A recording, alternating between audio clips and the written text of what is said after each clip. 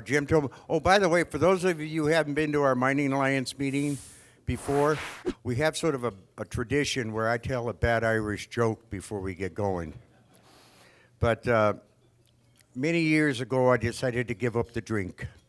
So I decided that I'm going to get healthy and go to the gym. So I go into the gym, and the young man's standing there, and I said, "Can you tell me about the various machines?" So he starts educating me. So I look around, and I said, "Beautiful lass walks right by me." I said, "Man, what do I need for her attention?" He said, "Sir, there's an ATM around the corner." Yeah, we don't take ourselves too seriously in Ireland, trust me.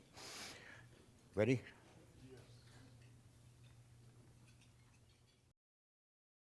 Why is mining so important? It's the foundation of everything that defines a society. Everything you see is a product of mining. No matter when, no matter how, no matter why, every society on this planet has developed, grown, and modernized based solely on the minerals it could process. That, my friend, is why mining is so important. Brought to you by the Southern Arizona Business Coalition. Anyway, we did it on our website, Southern Arizona Business Coalition. We have a whole program called The Miracles for Mining, and basically what we have done is post all these videos and created. My producer, Jim Hurley, back here, did an amazing job. And the whole idea was to make sure that we share the message. I said, we need to let people know the Friends of the Fatherland, our industry. And so I'd like to say, first of all, again, thank you for being here. Welcome to our Mining Alliance meeting. And hopefully next year we'll be able to have more of these and get back to in-person discussions. You know, like I said earlier, Bill Ossenmacher and I started this organization about 10 years ago now. But I've always said Bill has been the brains and I've been the blarney. And contrary to popular belief, blarney is the gift of eloquence. If you believe that BS, then you're in trouble. Bill? Thank you, Rick.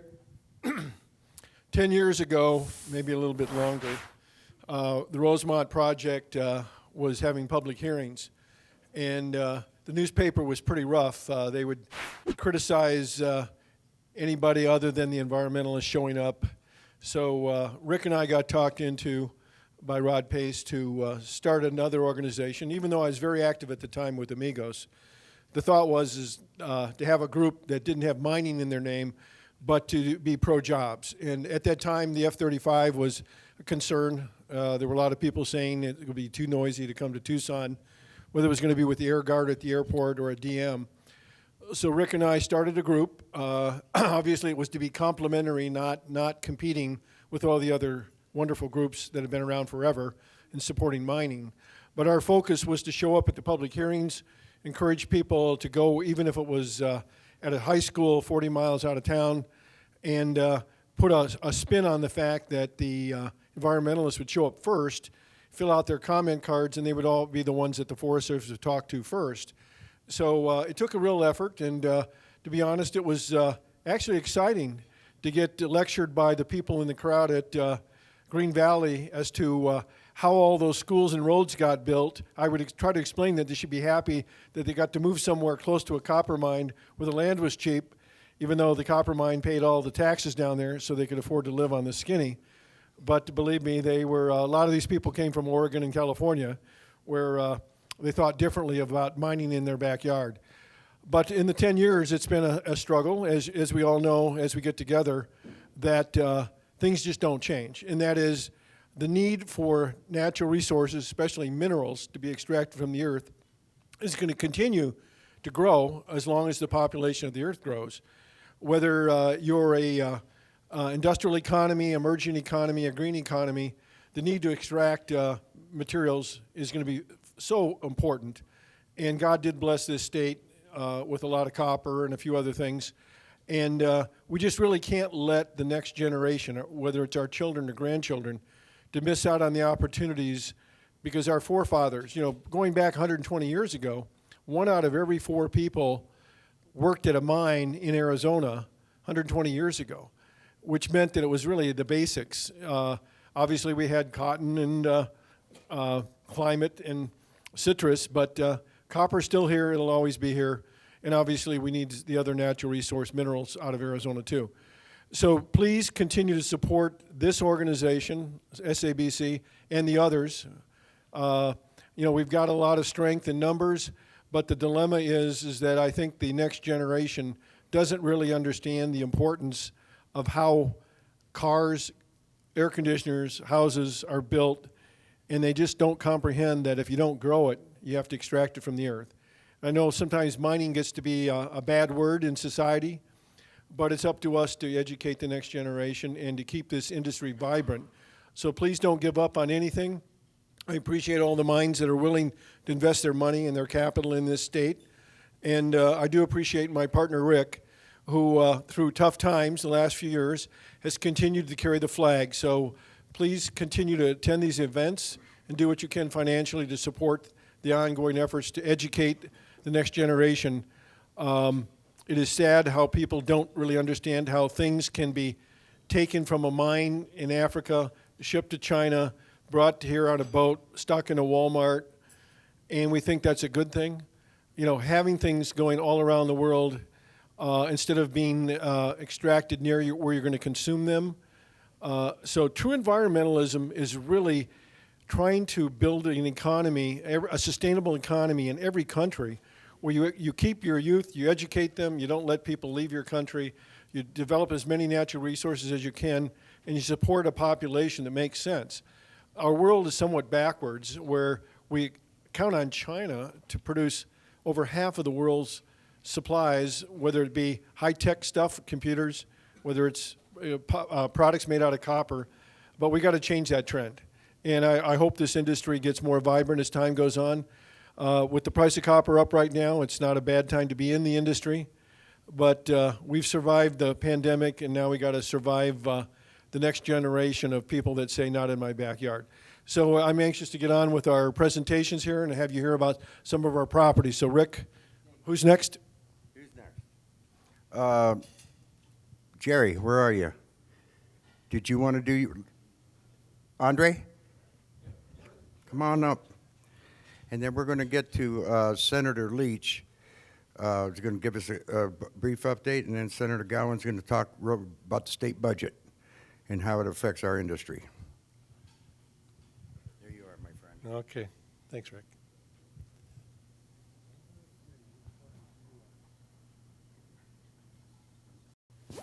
Okay, thank you. We're all set to go, and thanks, Rick and Bill. So I guess I have the pleasure of giving everybody a little bit of an update on Copper World. It's, as we go through this, there's been an awful lot of work in the last probably 2 years, or for sure last year. And for us at Hud Bay, we consider this probably the best discovery that we've had in the last 10 years. And so it's something very, very significant to us as a company. And as you go through it, you'll see some really, really impressive results. Get my mouse here. So we'll start off with some just cautionary words. I'm not going to read them through, but what we will go through is there's going to be some things and timelines around when we think it's going to get to production, and some things that if I was, it would probably make you want to buy, but just keep in mind there's lots of risks with mining. As you know, with Rosemont, we've gone through lots of different legal challenges in the past, and things aren't always what you think they're going to be. So, but we're pretty optimistic about this one. So I'll just skip through the words on the cautionary.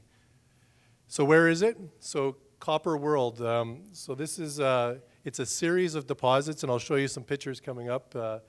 It's adjacent to the Rosemont deposit, and what we coin it Copper World, but there are to date probably 7 different deposits, and we believe that there's pretty much continuous copper mineralization all the way from Rosemont for about 7 kilometers. What's unique about Copper World is it's on private land. So a lot of the challenges that we've come through in the last probably 14 years, I think, with Rosemont, and the lake was going through the NEPA process. And the most recent decision that sort of set us back was a decision where people felt that we weren't allowed to put waste rock and tailings on federal lands, and they wanted us to use a regulation that banned putting waste rock and tails on federal lands. And so there's a bit of a circle in the NEPA process. It's a little bit broken right now, to understate it. So we focused a lot of our effort in terms on looking at what's our backup plan. And what you're going to see today is a lot of work from a lot of individuals on a backup plan that makes a lot more sense than probably Rosemont did right from the beginning. So Copper World is the majority of it. It's hard to say. I would say people talk about the ridgeline, the Santa Rita ridgeline and the lake. Half of it is probably on the west side, on the Saurita side, and about half of it's on the east side, and I'll show you some pictures coming up. It's about from Quail Creek, about 8 miles, and about 5 miles from Corona to Tucson, and quite a distance from Tucson itself. So when we talk about backup plans, shortly after the court decision, and when we realized that we were into challenges with putting waste rock and tails on federal lands, we continue to fight that in court, and we believe that we'll be successful. We have over 100 years of mining precedent behind us. But as good miners, you always have a backup plan. And for us, what we did is we started looking to our private lands. And so if you look at the map, the white line, my mouse is, it's not showing up on the screen, but the white line around the boundary is our unpatented mining claims. So we have a very, very large land package. And the red is what we have as we consider our private lands. And the ones with, I'm colorblind, but I think it's a yellow outline, maybe it's green, I don't know, but the yellowish outline, that's our patented mining claims, if you will. And so we started off looking to see for alternative sources for waste rock and tails as the court case plugged along, and we convinced ourselves that we better make sure there's nothing there first. And we started off with a small exploration program last year, about $5 million back in September. And by hole 3, the first 2 holes didn't hit, and by hole 3, we had massive sulfide on near what they call Broad Top Butte from the old King mine. And I'll show you some pictures on that. So from that, we recognized we were onto something. And as you'll see in the slides coming up, that $5 million turned into $30 million till the end of the year, and it's $60 million this year and probably another 80 next year in terms of, and so right now on site with all of the people, when we talk about jobs, we probably have about 150 people on site with dozers, excavators, 3 different drilling companies. We have National, Lane, and Major. We had board as well. So we're up to 5 or 6 rigs right now. While we were going through that, the challenge that we were having is for the geologists in the room, the exploration strategy is pretty simple, is basically if there was a hill, there was a deposit. So everywhere we drilled, we kept on hitting. And so, as you may have seen in the paper this week, and in a number of different articles, we've accumulated an awful lot of land. So we had to buy land to find, because where we were anticipating putting the waste rock and tails on our private land, it just wasn't enough because we just kept hitting copper. And so the one you may have saw in the paper this week, which was was an interesting one that Matt had he did a lot of good hard work to hunt that one down, and that's where we looked at the map and we found out who owned it, and it was Metallica lead singer James Hetfield, and we said, oh boy, that one's going to be a tough one. and Matt closed the deal just a week or 2 ago, was a key parcel. And so what you see in red up there is our accumulated land package of private land, which is about 4,500 acres now. So quite a large land package. So the exploration program, so we started that last October, and it started off relatively small, and it grew very, very quick. And and it's just, the board's been very, very supportive, and we've been continuing to flow money into this thing because we see this as a very clear alternative to Rosemont, a much clearer pathway to production. And as you'll see as I go through the results, although Rosemont's a very good deposit, it's the third largest undeveloped copper deposit in the U.S. The Copper World deposit is a similar or better grade where the stripping ratio is much less. And so, and there's a variety of different, and we talk about copper produced in the U.S. This deposit here is a little bit unique compared to Rosemont, and we think that this one here has the potential for us to produce cathode copper. So copper here in the U.S. So the focus of this year has been only exploring our, if you will, our private claims. And, as we come up on the future slides, we have done some geophysics, and you'll see that we've identified a number of other targets that we've yet to test. So it's still a lot, there's a lot to come.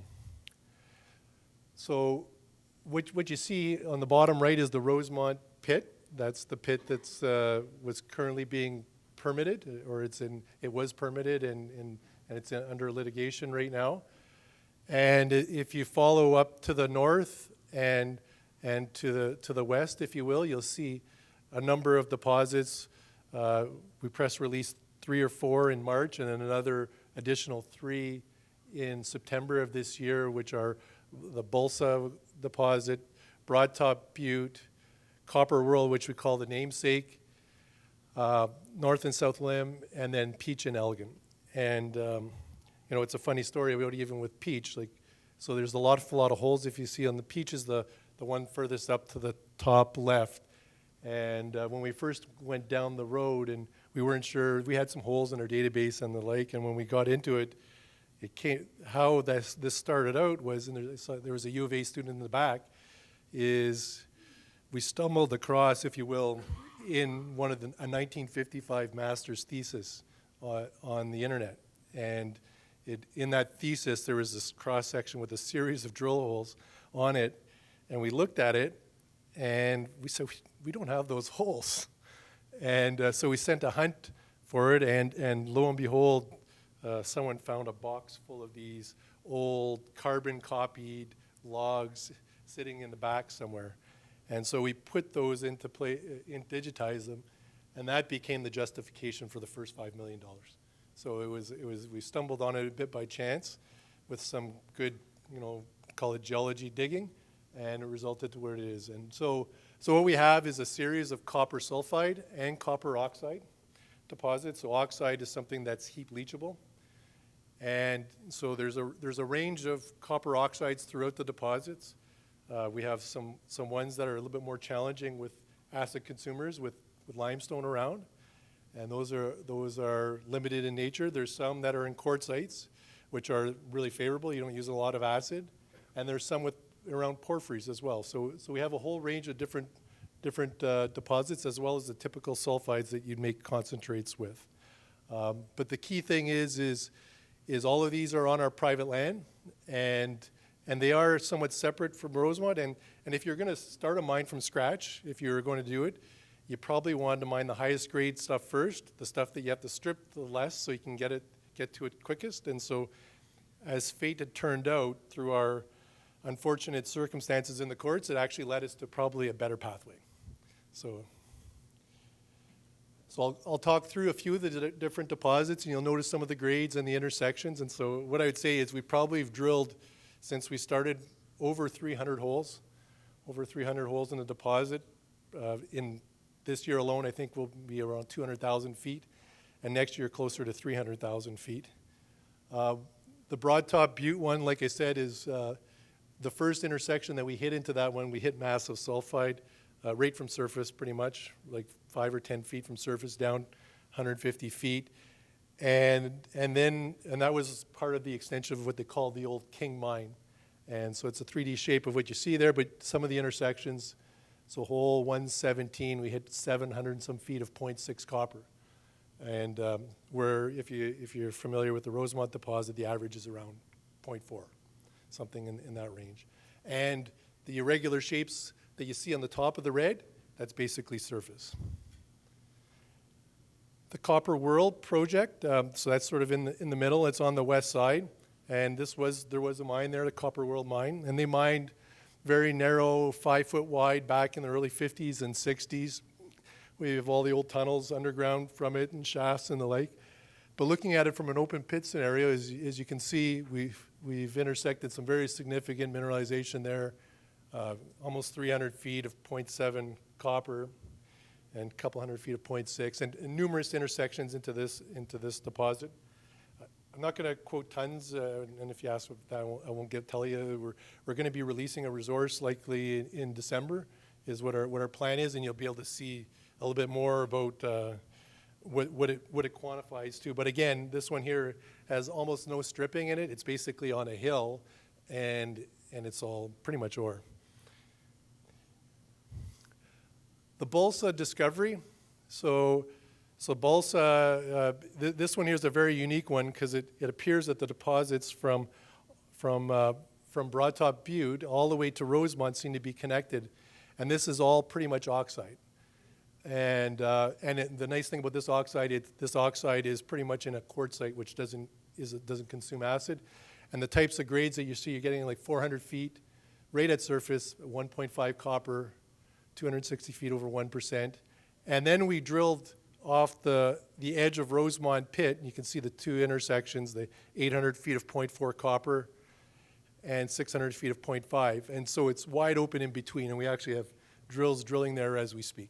So we've been bulldozing roads. It's a little challenging to get up there because it's pretty high up in the mountains, but we're currently drilling the connection. We believe it's connected to Rosemont itself.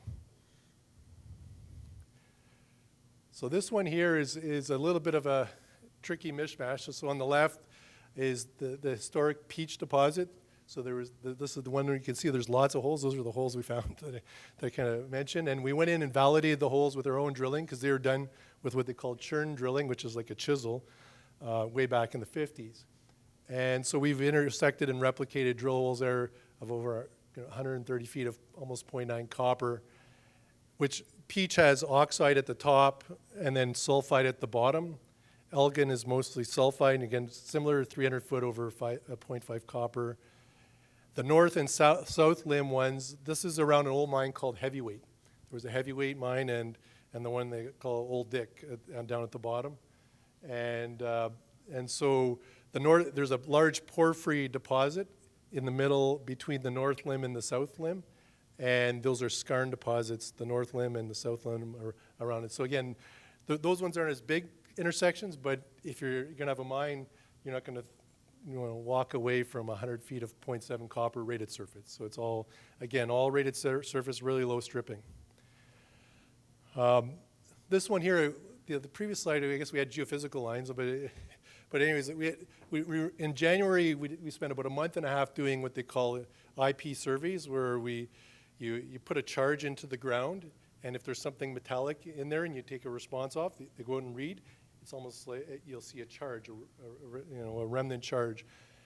And so we use this to try and find metallic deposits under the ground. And what we found was in the circles, there's another 5 different targets that we have yet to explore as well. So of the 7 that we found already, we've identified another 5 targets that some of them straddle with our private land property and some of them go onto federal lands. But our focus for this year has been only on private land, and next year as well. So as we increase the confidence in it. So we haven't tested the rest of the land package, so it's quite large, but our focus has been really acutely focused on a private land scenario because we feel that we would not have to go through that process of NEPA, which we've had lots of challenges going through. So what are some of the benefits? So of Copper World, I keep saying over again, private land, is we're doing everything we can to avoid federal lands, and so we're doing exactly what our opponents asked us to do. They said, why are you on federal land? So we went, but unfortunately we had to go onto the other side of the mountain to do that. So some aren't, maybe they were wishing we'd stayed on the other side for now. the finished copper, we're doing an awful lot of work right now on not only the oxide component for the deposit. We're looking at a process called the Albion process. It's a Glencore trademark technology, but basically what it is instead of shipping it overseas to China into a smelter, because there's limited smelter capacity here, is you use large vats and you inject oxygen with an impeller. It's a low pressure, low temperature equivalent of an autoclave like Morenci would use. And so what you do is you create a leachate that you would electroplate. And so in a deposit, so the byproduct of that process is acid. So you separate out the sulfur.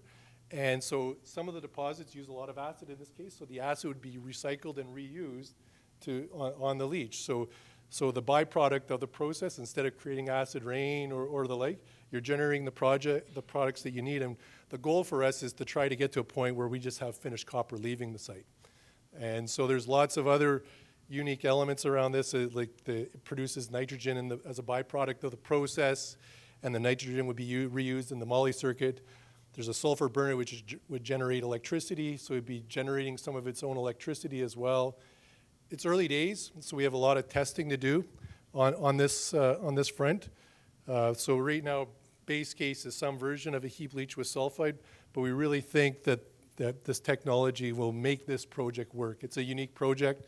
Not everyone could apply that technology, but we think this project has that possibility. And so we think it fits into the realm of, when we talk about the best environmentally made copper in the world, is our goal would be to try to eliminate shipping it overseas and all the diesel fuel and the damage on the roads and the like. Generate with the products that are created there, generate the products that you need for it, the acid and the nitrogen through the process, and only get finished copper off the site.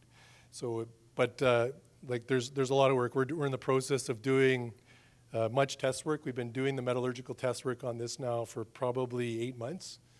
And so once we get to that point, that's where we're aiming. We hear the people, we hear, just like in the room today, the importance of having metals mined and processed in the U.S.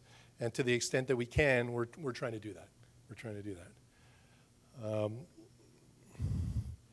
And so what's coming up? So the permitting process has begun. So we started with the mine land reclamation plan. So the mine land reclamation plan is all about coming up with, these are the impacts of the mine. This is how much it's going to cost to clean it up when you're done. And then you have to bond for it. So you may have seen some of that in the paper recently, and you probably over the weekend as well. Mr. Davis is putting another article out. But we did receive the mine land reclamation plan just this week. So we got through the first permit, if you will, and we remain with an aquifer and air permit to come. We plan on releasing the initial inferred resource estimate by the end of this year. So I was on the phone, and the people are working hard on the block models right now as we speak, but the goal is to have the tons and grade reported for Copper World out by December. We'll be drilling all through next year and getting that inferred and indicated resource up to an indicated level. There's already much of it to indicated and measured, but we want to get the entire private land to at least an indicated resource. That's a level of confidence on the number of drill holes that you have into the deposit, and our goal is to have that done for next year so we can have a pre-feasibility study completed by the end of next year, so that at that level, so we can quote a reserve. And our aim and ambition is to get through the permitting process over the next couple of years with the aquifer and air permit. We expect to submit those not too long in the future. We've been working very hard all summer on putting that together. And the hope, and this is with the forward-leading statements that I mentioned at the beginning, is construction around 2025, 2027, which is pretty much if we had going through the court cases with Rosemont where we thought Rosemont would be. So we're trying to get back on track, if you will, but with a private land plan. And with that, I think that's my last slide. So open up for questions, yeah? Have you ever looked at a total carbon footprint comparing your process and what you're looking for per pound of copper compared to something overseas with all the transportation and all the other, how do you say, mechanics involved with it? So that's a good question. So as a company, we do report all of the greenhouse gases that we use per copper produced, including I'm not sure if they call it tier 2 or tier 3, where you source your electricity from as well too. And this would, once we design the project and understand fully what it would be, we would do that as well. So I don't know, like right now, we're at the stage of doing the preliminary economic study, meaning, so the block model's to come. The block model is basically the first step, generate the mine plan, and from the mine plan, we look at different scenarios. If we were able to take advantage of that technology that I was just talking about, for sure it would eliminate, you can imagine the fuel consumption of a ship sending 20% copper overseas, right?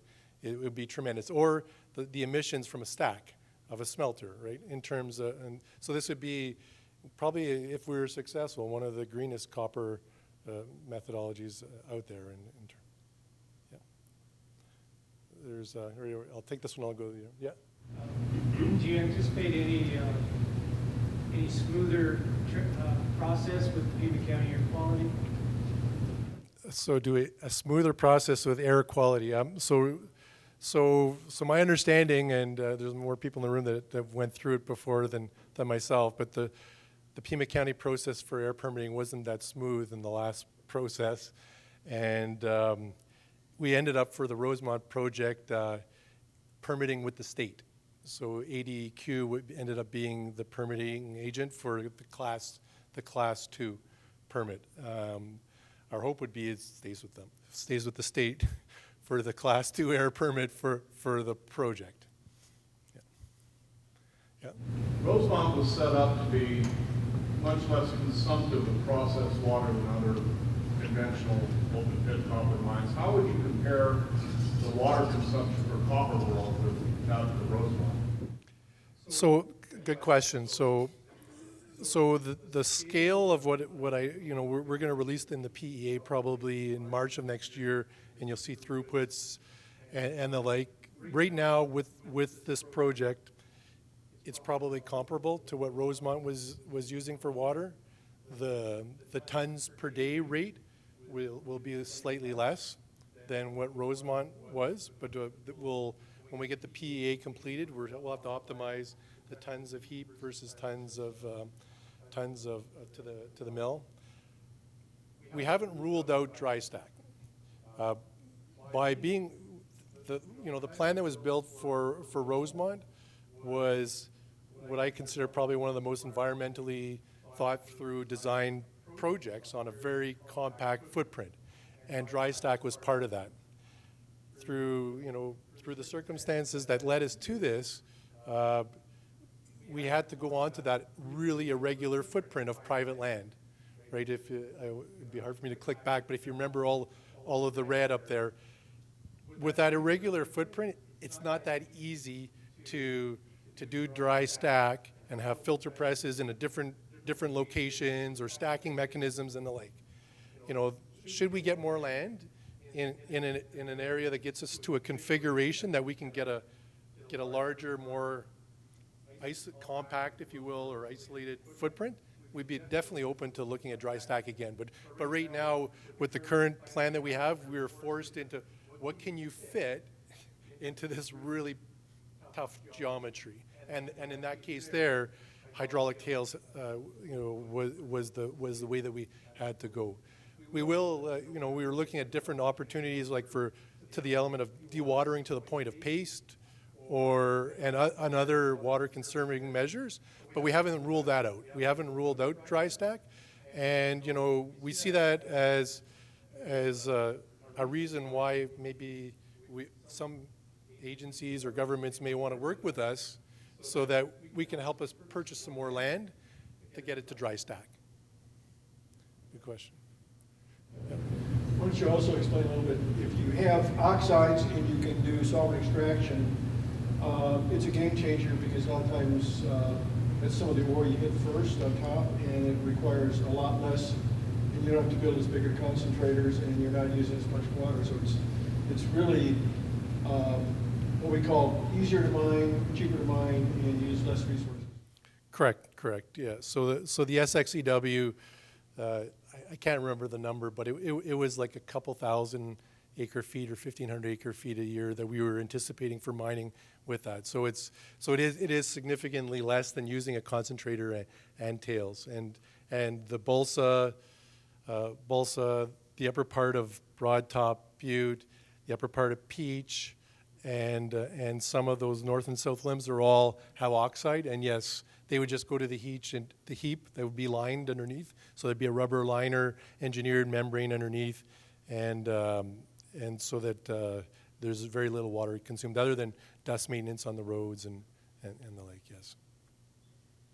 Is there anyone else? No? Okay. Well, thank you.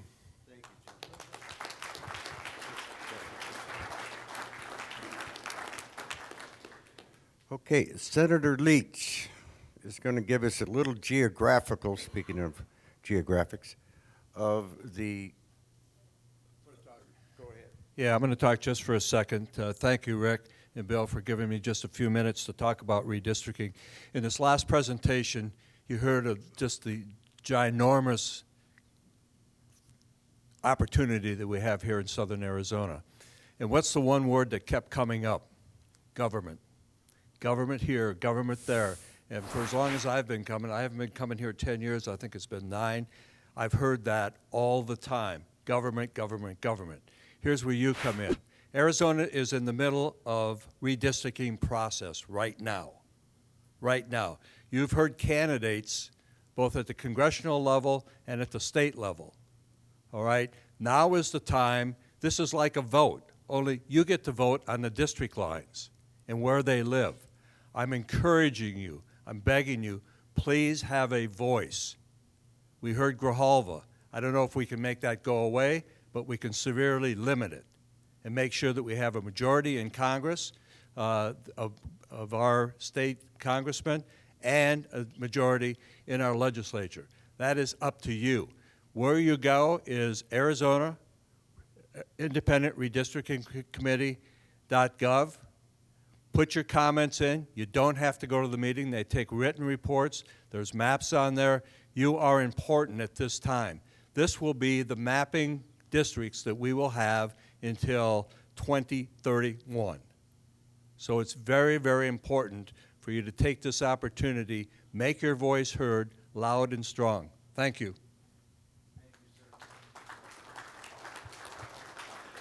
I just got some breaking news. Governor Ducey has announced Paul Marsh as the new Arizona State Mine Inspector. And I'm not sure which Paul Marsh he's talking about.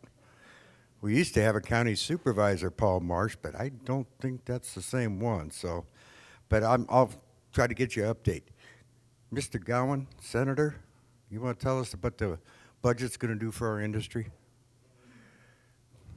Or my taxes? That's your industry, right? Everybody like their dollar staying in their pockets?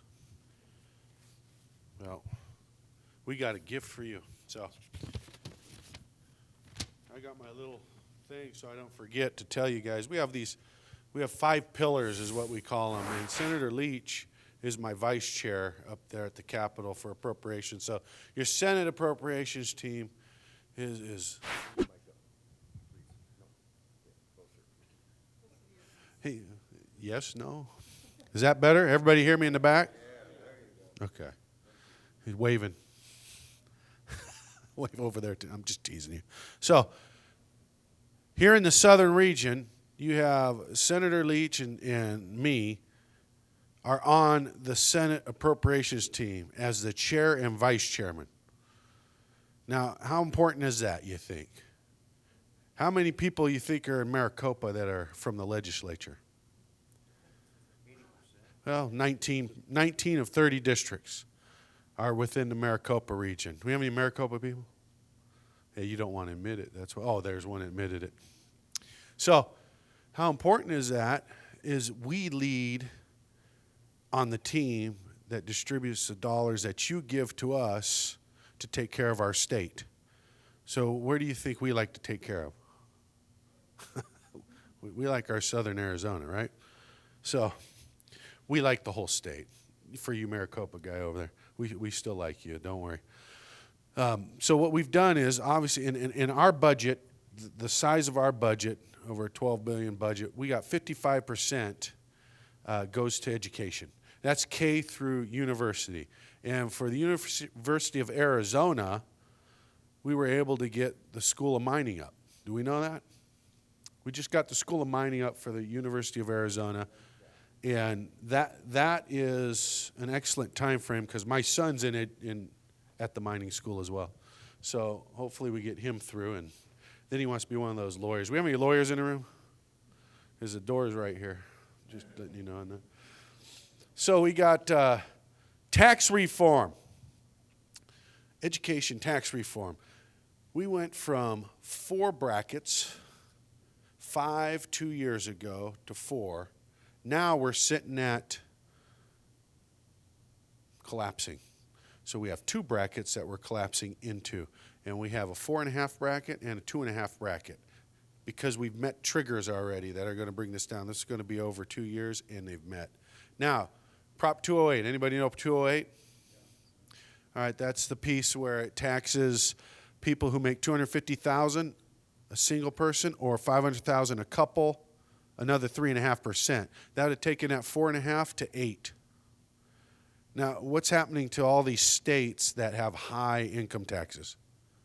They're running, right? They're leaving, and they're taking their businesses with them. Well, Vince and I would always hear from the business owners, you do this, if that gets that high, I'm capable of moving, I'm going to, because I can find another state that will allow me to have lower taxes to feed my business, because these are business owners. So we had to figure out a way to get in there and get ourselves a better tax structure to keep our economy rolling and to feed it properly. 2009, we had the worst budget years in the United States. We had the worst budget in the United States by percentage.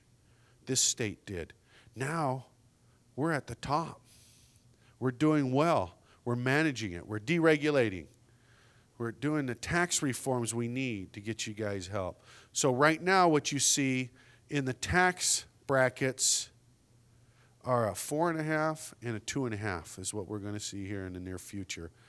208, which brought it up, that 3.5% has been sued, and the Supreme Court says it's unconstitutional if it's a certain amount over a law we have in our Constitution, and that is the aggregate expenditure limit, which is on the school side.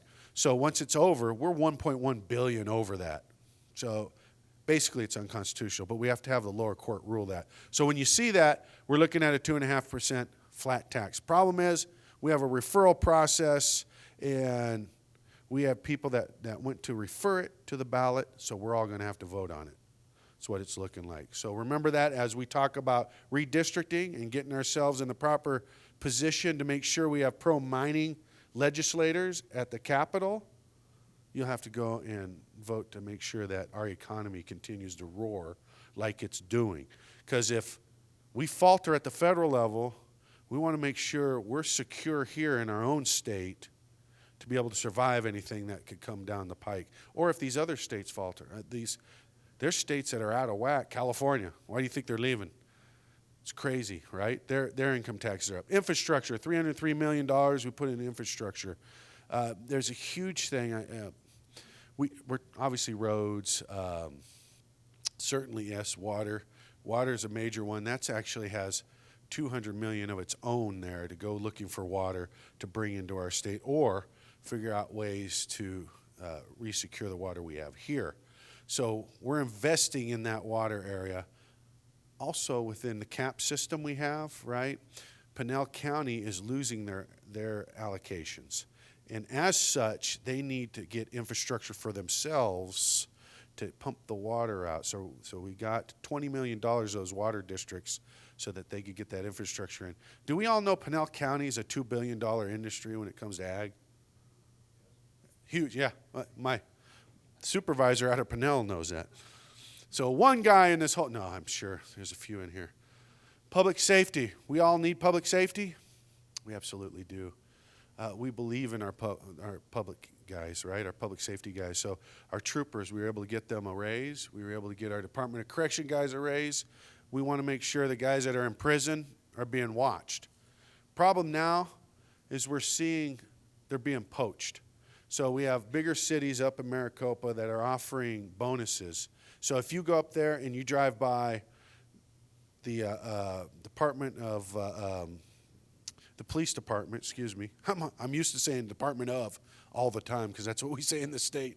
So the police department right there, which is off 7th Street, they have a big sign up that says $7,500 to transfer to us. So they're paying these bonuses. Scottsdale's paying $10,000 for these guys to move over. To train a trooper, a highway patrolman, it costs you, the state, $100,000 to train them. And then you got the cities come in and poach, they take. And then guess what we have to do? We have to get one more to take that place at $100,000 again. I'll come over there in a second. So we need to figure out how we're going to continue to get our police officers. In a month and a half, we've decreased 300 already. So we've got them a raise. We're looking at it again as we go into this next year. We're going to have to do something else. But we've also got them equipment to make sure they're safe on the roads, new radios. We're able to do that for the corrections, get them a raise, get radios, and equipment for just in case something happens inside the prisons themselves. So we really focused on that public safety effort, and we've done all right there, but we need to do a little better. And then debt payoff. So let me tell you, in 2009, our budget was $10.4 billion in 2009. What we were receiving in from the population was $6.5 billion. You see the tremendous debt we were there. So looking back, normally we do a budget through the year. It's a 100-day session, and we do it at the end of the session. So we go in the second Monday of January. We end around April something. That is your 100 days. First 3 weeks in the office, I was doing a budget. That's how bad it was, and to cut it to $3 billion. So where'd we cut? We hit our public safety pretty heavy, and that's why we need to recover from that. But we incurred debt, tremendous debt from that. And anybody remember hearing we sold buildings? Well, we sold them, bought them back is what it is. You know why?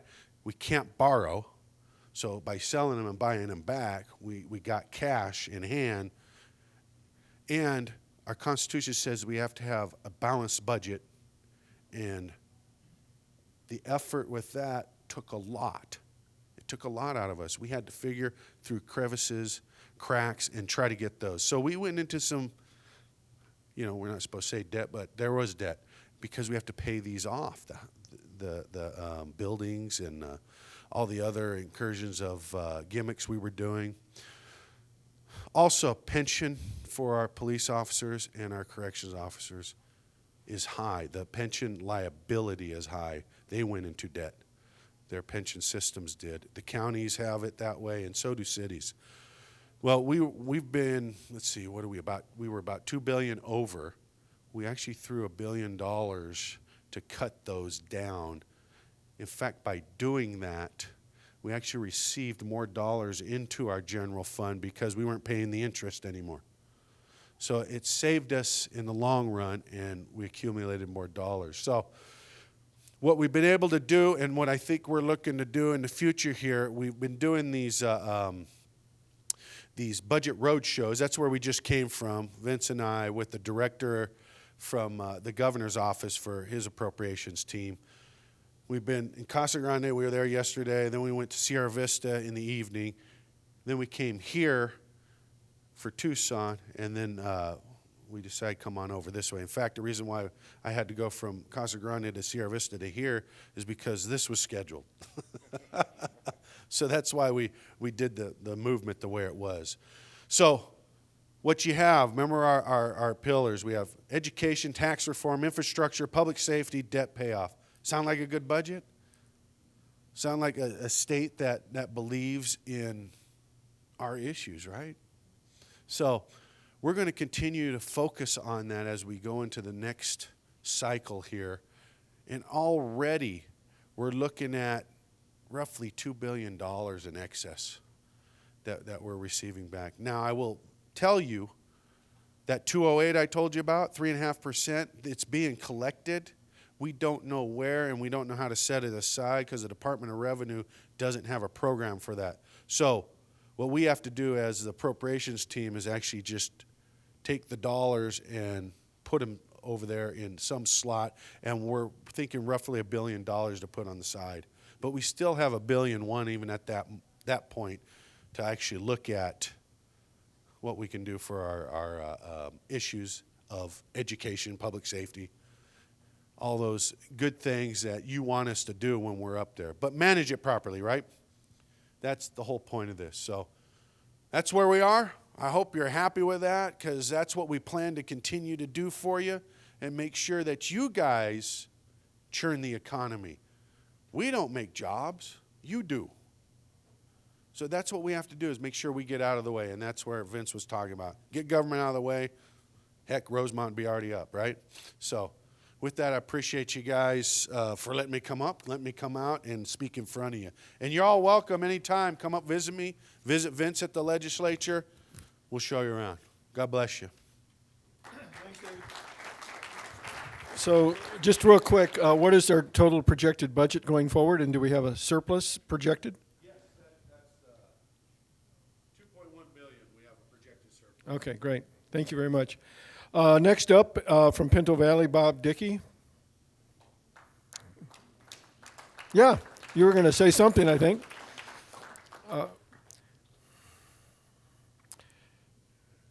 Do you need help getting something set up? I don't know. Are there any young kids here? Here he comes. Here's our expert coming. It's mind-boggling when the grandkids know more about computers than the grandparents. So, David, if you're still here, one more question about the state. Are we done litigating over our use of using federal lands to support education, or is that still being litigated? Where did he go? Okay, he left, okay. I guess all our politicians snuck out.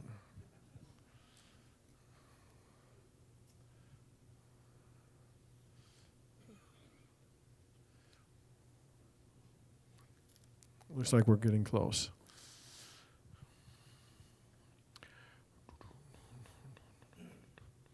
So on the event coming up, the mining club, it'd be great for some of you that have known Sydney for many, many years to show up and honor her, because she has been the glue that's kept Amigos together for more than a couple of decades. So it'd be exciting time to honor her for her past service. And there's no bad time to go out there to the Marriott and hang out on a weekend. So it's coming up in only a month or so.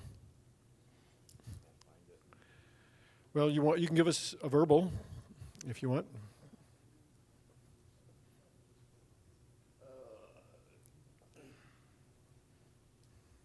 I mean, most of it's up here in your brain anyway, right? Well, not really. Quite honestly, I don't. I had a little bit of a presentation talking about the innovation that we've been able to achieve at Pinto Valley. I'll try to go off of memory, but and I'll make it a little bit interactive. So, how many of you know when Pinto Valley was started? Long time ago. How many of you know when Pinto Valley was started? 74. So it was actually started in 1974.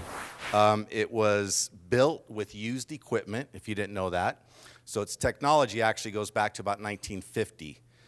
And in that mine, it was originally built for about 6,000 tons per hour, 6,700 tons per hour. And we are currently running at a rate of about 12,000 tons per hour. Right, so my presentation, since I'm the guy who actually makes the copper out there, was about the innovation of how we went from 6,700 tons per hour to 12,000 tons per hour. And some of you guys are actually sitting in this room that helped me get that, right? And understanding that our innovation is going all the way back to blast fragmentation, actually generating more fines in the pit, so we don't have to crush it. We can increase our production that way. Our biggest bottleneck was our secondary crusher. Sorry about that. In that we were trying to expand our crushing capacity and actually make a finer product at the same time. And we did that primarily through replacing all those simplicity screen decks. Went to a much more robust screen, a bigger screen, a higher efficiency screen. And then we actually went through a couple of more crusher changes where we got rid of the old Simon 7-footers and changed out to some Raptor crushers. Moving on down the line, we've been able to do some more capacities on our ball mills where we've actually started the process of changing out some of those old 1950s ball mills and putting in a different type of design ball mill shell that allows more throughput through them while using the same horsepower. We've gone through the float deck. There's actually some people in here helping me right now with the project where we're using froth crouters on old square float machines and increasing our recovery there. And if you're familiar with the grinding process, the only way you're going to get more throughput is you have to create a coarser grind, right? So you accept some material losses in that. We're working with other companies to be able to float coarse particle flotation process so we can increase our recovery that way. And then the other, if you're familiar with Pinto Valley Mine, the other biggest problem we have is water, right? So again, there's some people sitting in here today that has helped us through a project of increasing our water efficiency so we don't lose it to either entrainment or evaporation out at the tailings dam. Some other things to make it safer for people, we've gone through and we've gone to a lot of remote technologies. If you've been to Pinto Valley Mine, you know that we have some fine ore bins that are in a building where when we shut down crushing operations, we have to put dozers in there and push into bins, and it got to be where it was really unsafe. So we were actually one of the first mines in Arizona to use a remote dozer application where people could run these dozers, anywhere. Basically anywhere where you have a Wi-Fi connection, they could run the dozers. Of course, we were having them run them from the plant, but that was just because we had the equipment there. And so they were running these D10s and D9s inside a fine ore bin, unmanned through remote connection. Kind of going over to the pit, we've gone to, I think we're the second mine in Arizona to go to the cameras, the fatigue monitoring cameras. In our pit, we had a couple of incidents here in the past couple of years where people have fell asleep at the wheel. So we have gone 100% to that fatigue monitoring in those haul trucks.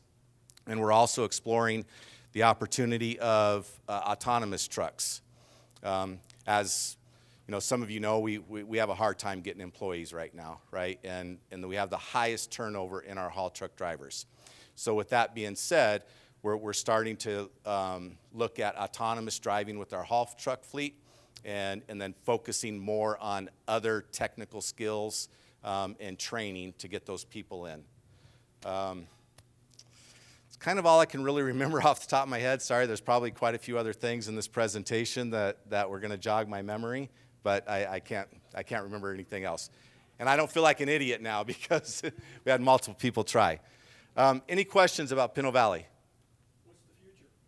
So future, right now we got approval for PV3, which is an expansion of our pit.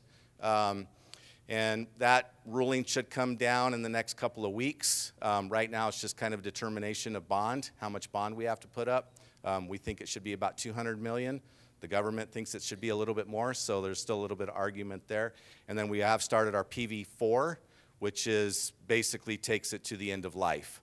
End of life is, well, PV3 is about 2039, the pit process, and PV4 could take it all the way out to 2073 if everything is taken there. Where are your concentrates going for processing? China. So Bob, you kind of mentioned from the pit through the circuit of crushing and milling, you're making improvements along the way. Where's the next phase of focus as far as the concentrator goes? Are we putting further raptor pressures in, more transitioning over to new ball mills? Yep. So right now we're running, again, we're running about 62 to 64,000 tons per day, given the day. That's over a month average, right? Our plan is to go to 70,000 tons per day. And all we're going to do is basically increase the horsepower of the existing ball mills, get a coarser cut through that through new cyclones, and go to coarse particle flotation. And that's part of our PV4 process. As you've been ramping up and pushing the equipment, how's the availability numbers up? Actually have gone up. We have a different maintenance strategy at the plant, which allowed our availability both in the crushing circuit and in the grinding circuit go up. And so for those of you who don't know what that is, it's about 85% is what we shoot for. And in the crushing plant, and we're averaging about 86%. We were shooting for 93% in the grinding circuit, and we're actually getting about 97% in the grinding circuit. Good job. Yes, sir. Well, the jetty catalyst is working well. Yeah, I'll be honest with you guys. When you start talking about jetty, I'm a little bit unfamiliar with it. It does make us copper, but I'm more on the processing side, and I let smarter people handle the jetty project. It's not one of my go-tos. But it is working. Yes, it is working. Any other questions? All right, thank you, guys.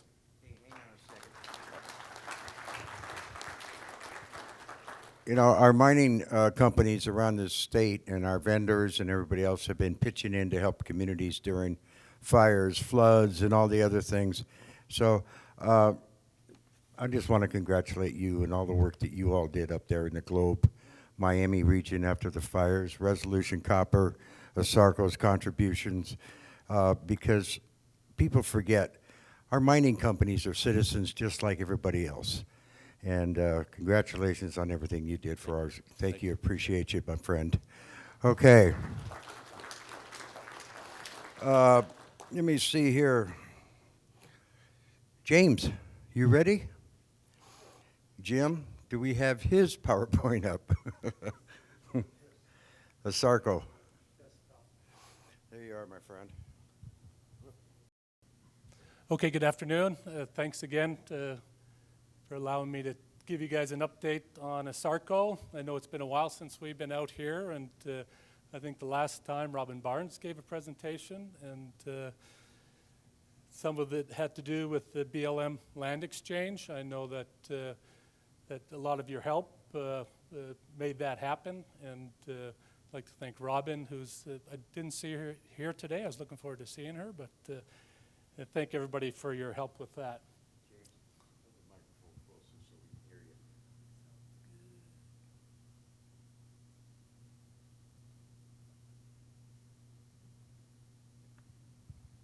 Okay, I'm not sure. I saw some new faces today. I don't know how much everybody knows about ASARCO. I just thought I'd take a minute to kind of give you guys a little education on ASARCO. So ASARCO essentially has what I call 7 assets, and 6 of those assets are here in Arizona. Of course, the Ray Mine has been in operation in some form since late 1890s. Hayden operation, it's been around just as long. Silver Bell's a little newer. The Mission Mine been around since, the 80s. And of course, the one true dear one to my heart is the ASARCO Mineral Discovery Center. So I don't know how many of you are familiar with that, but really the more I get to know that facility, the more I realize it's really a gem both here for ASARCO, but for Arizona.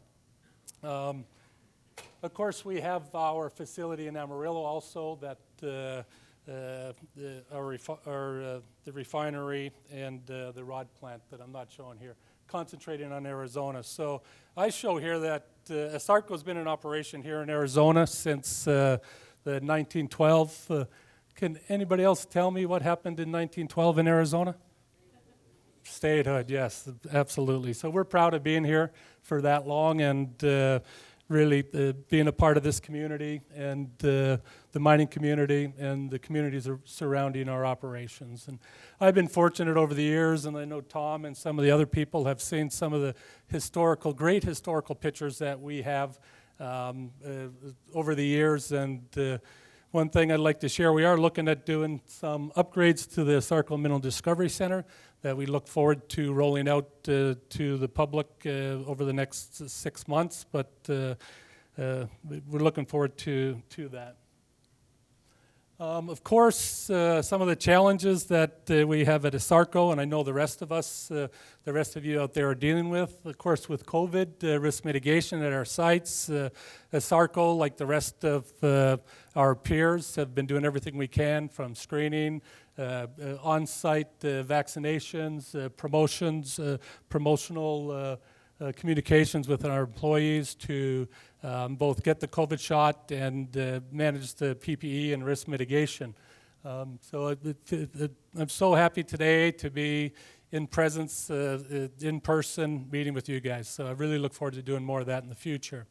In addition, of course, the fires that we had up around our area, both the Mescal fire and dealing with the repercussions of that.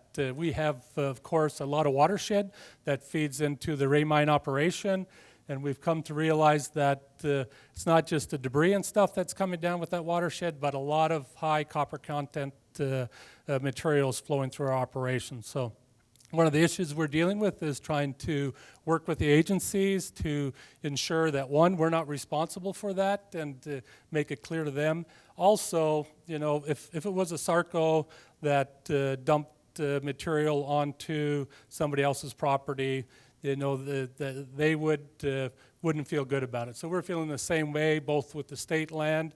We're going to be working with them to fix the problem that we're dealing with there at ASARCO. So it's something that it's critical to us, and management of our water through the operations.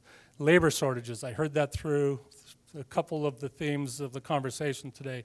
ASARCO is no different. We have our own variables that are affecting that. However, ASARCO has about 1,400 employees right now, and we need about an additional 250 employees that we're actively seeking for, and that's from the skilled trades to the laborers in the concentrator up through our professionals, engineers, geologists. It's across the board. So I don't see a big change in that in the future, unfortunately, but I know it's something that we're all dealing with. And of course, on the other side of it is on the broader picture, on the federal level, the dynamic environmental compliance expectations that we're dealing with. It's hard to keep up with this pendulum that swings left to right, and ASARCO is no different than the rest of us, trying to deal with that, plan for that, and move forward with that. So, of course, just a little plug for ASARCO. If anybody's interested, give us a call. I just wanted to touch base on some of the higher level management stuff that we've been doing at ASARCO. Following the lead of some of our peers, we've initiated operations integrity and sustainability program. It's really centered around environmental health and safety and implementing systems to help support risk mitigation with the goal of certification in the ISO 14001 and 45001. So it includes enterprise system environmental health and safety program, CORDI, that we're rolling out. If any of you guys are familiar with that, I'm becoming more familiar, and I really look forward to learning more about that program. And anybody's good at it, let me know, because I look forward to some advice on that. So I wanted to just touch base on some of the our projects that we have going at ASARCO. Really, ASARCO is in a mode of taking care of the assets that we have in place right now. So there's some aging infrastructure that we have to fix. There's some water lines and stuff that we're working on. But I'll go through a few of them. There's lots. I just tried to highlight a few of them that from Ray to Silverbelt to Mission across the operations. But in this case here, this is something that's been going on for a long time. It's kind of interesting. I think in the late 80s, we replaced our water line with steel from the Hayden water wells that we have all the way to the Ray mine. 18 miles. We're in the process of finalizing that, the last phase of that here this year.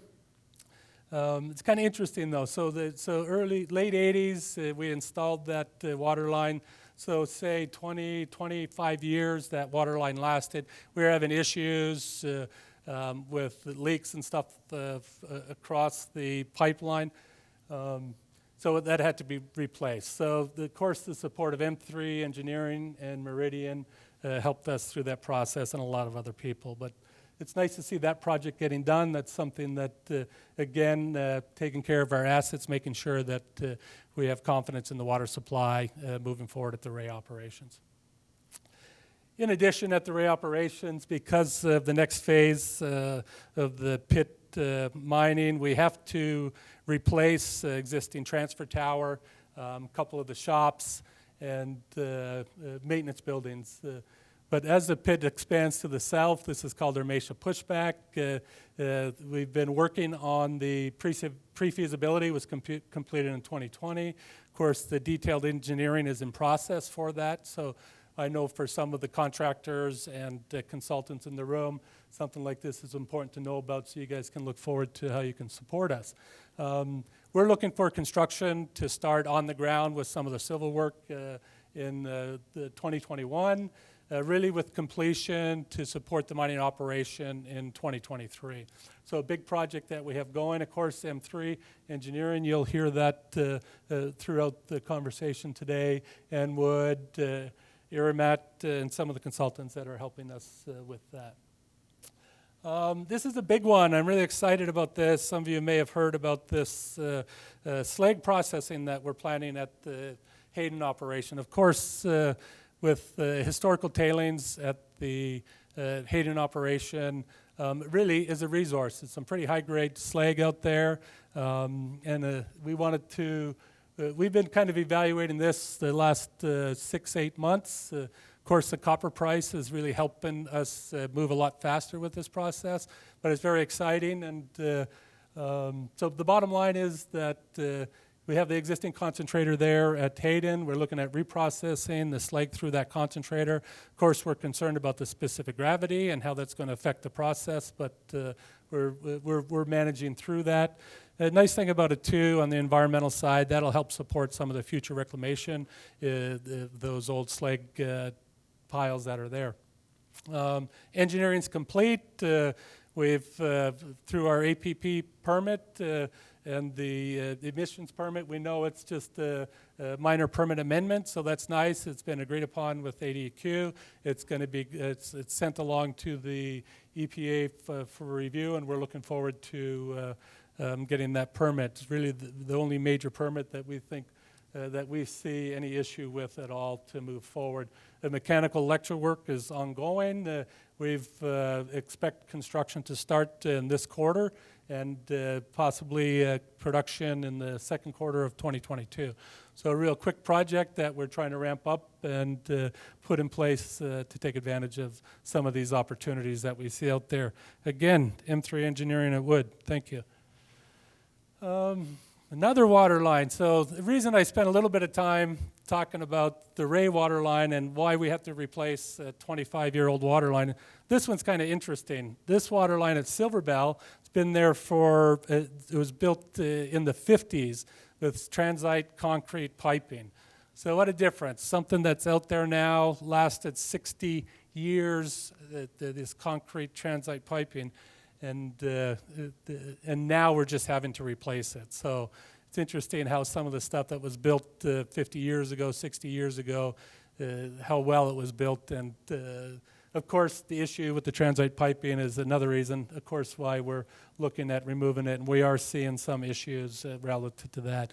And if there is issues with that kind of piping, it's really hard to get the proper connections and stuff to facilitate fixing that. So this is exciting. So if you're out that way, you'll see there's boots on the ground now. They've a lot of the civil work's been done. The pipes arrived. They're fusing as we go. And this is the first phase of the project. We're going to be doing 6 miles. This 6 miles, we expect completion in the second quarter of 2022. On the exploration side, so of course, as we talk about protecting our assets and maintaining our assets, really, it's kind of interesting listening to the World Copper presentation. You know, the best place to find a mine, you know, I always love this one, is next to a mine. It just seems to become, each time we see some of these examples, it becomes more and more true as we look around. So both, we've got a kind of an aggressive near pit exploration drilling program going on both at Ray, 65,000 feet. I know when I started at Ray as running the pit 16 years ago, we had 30 years worth of reserve there at the Ray operation, and today we still have 30 years worth of reserves. And it's kind of interesting that really it's really undefined at depth, and so we're hoping to define some of that with this program. Of course, at Mission's been around a long time also. The life of mine's a little shorter, but there's lots of opportunity, so we're trying to expand on that resource at Mission. Silverbell's exciting, and I think I talked with a few people about this over the last few months. And you know, the big picture is Silverbell has the potential to be bigger than Ray and Mission. So we're looking forward to some additional drilling there to help define some of the targets in the near pit area that we have in place. Just to close it out again, the jewel of ASARCO, the Mineral Discovery Center. If you haven't been there, we look forward to having you come and visit, mine tours. You get right out and get into the operation. Overlook the pit, right on the edge of the pit, a tour through the concentrator. You get to get right into the concentrator and see what's going on there. In addition, we got a great theater and gift shop and museum that I'm showing here, and we're excited. We're really looking forward to get that open up before the Christmas season so that we can get both our peers and the community and the rest of Arizona to come and visit. And we're really strategically now looking to make the Mineral Discovery Center our main outreach for public, for community outreach, and we've recently hired something new for ASARCO, a community outreach person who's going to help champion a lot more of that. So that's really the end of the presentation. If you guys have any questions, I look forward to them. Oh, way in the back. Do you need the microphone? Oh, wow. I wasn't sure if that question would come up. But so really, you guys all know the smelter shut down as a result of the 2019 strike. We continue to evaluate that decision, how to get that open back up. But I'll be fair with you.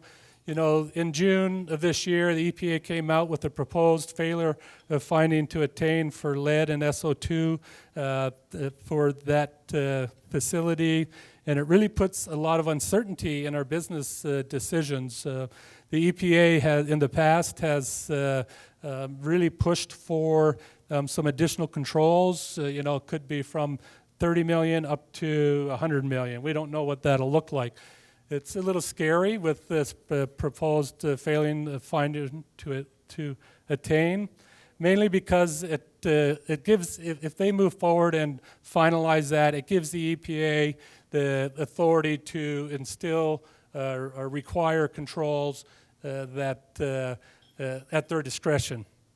However, it's ASARCO's position that, hey, we just finished the converter retrofit program, a big $250 million investment to bring that facility up to a point that it meets all the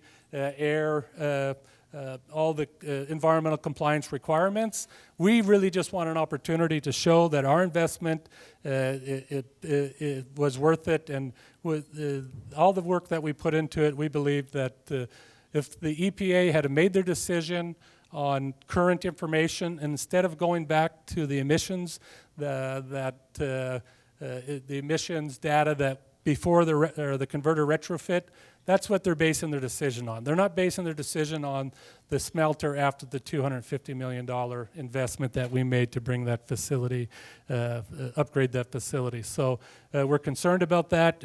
A lot of uncertainty. We have to wait to see what happens with the EPA's decision on that. So I know it's a long answer. I had a feeling that would be asked, but we wanted to share that with you. We're reaching out to our legislators and where we can to help get support with our discussions with the EPA. So, yes, sir. Did I hear you right when you said you thought Silver Bell had the potential to be bigger than Ray? Ray's not exactly a small operation. What can you tell us about why that is true? Well, I can share with you that, historically, Silver Bell had the sulfide deposit, had a concentrator in the past, and we knew that there possibly some opportunity for a sulfide deposit at Silver Bell, so we continue to evaluate that opportunity. So, okay, thank you.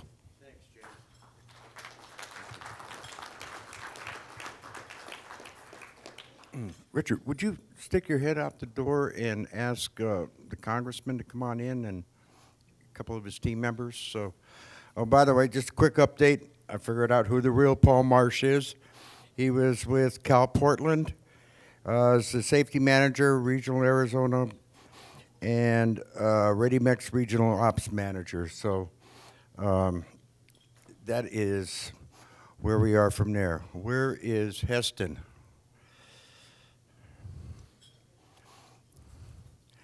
And I was just reading some of this legal stuff that you guys are dealing with. Thanks, Rick. I don't have a cool presentation for you, and I'm actually going to go relatively quick because my wife said if I wasn't home in time to go to the kids' Halloween party tonight at school, I could just keep driving. No, I don't have a presentation.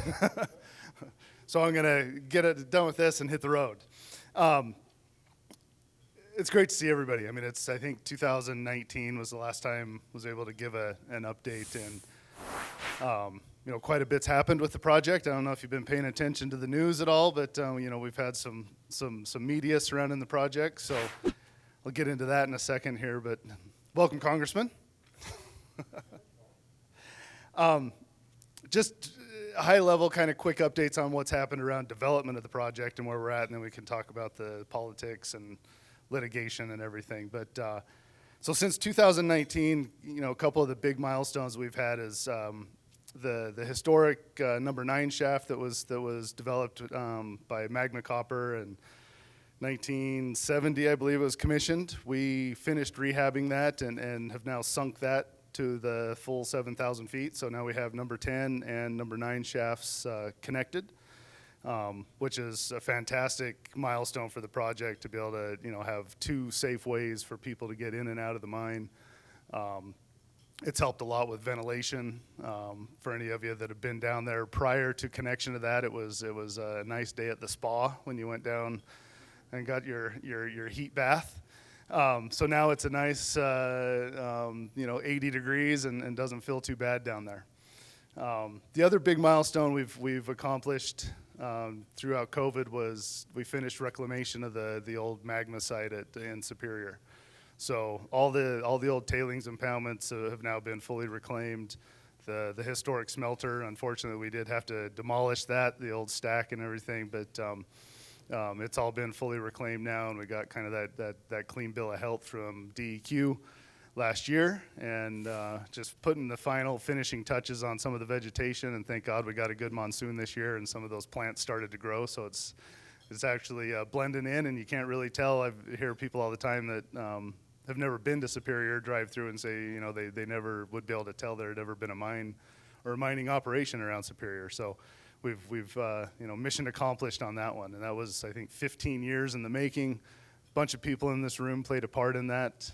So thanks to everybody for the efforts there. What we've got going on currently is a little bit of a lull in major construction on the project.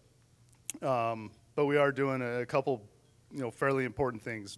First and foremost, we're getting ready to commission a reverse osmosis plant on site, so we'll start utilizing our own water from underground for use on site. Major driver for that is to reduce the need to use the same infrastructure as the local communities.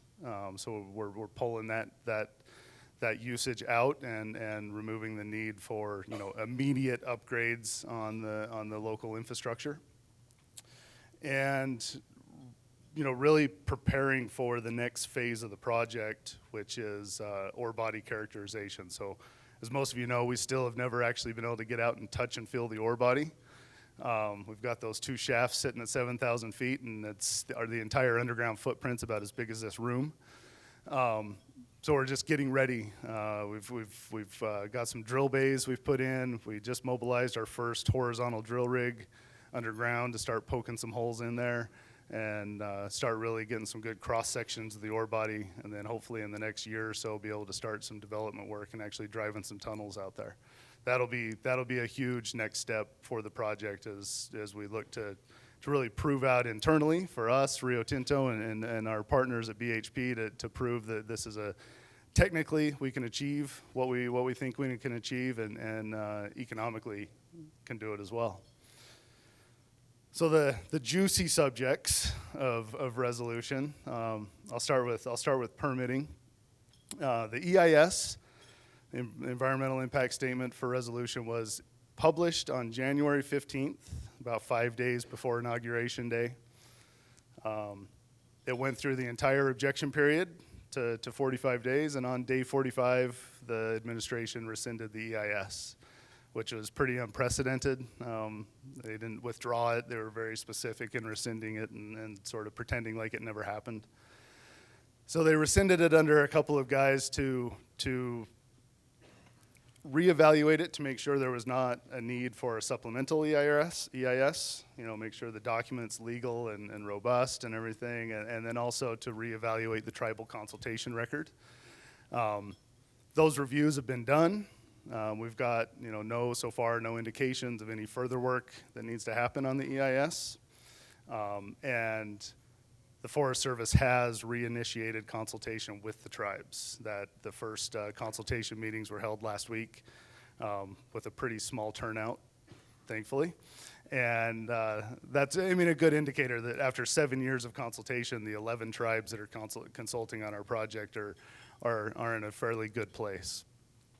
So we're working with the administration, working with the Forest Service to get that EIS republished and moving forward so that we can move forward with the land exchange and really get busy on the project.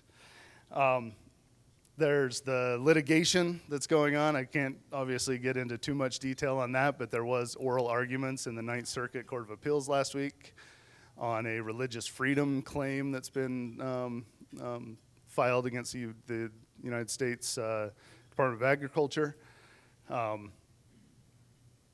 My interpretation was it went very well. We have a pretty good panel of judges, I feel like, and but we won't know. They won't make a determination or issue a decision until early next year.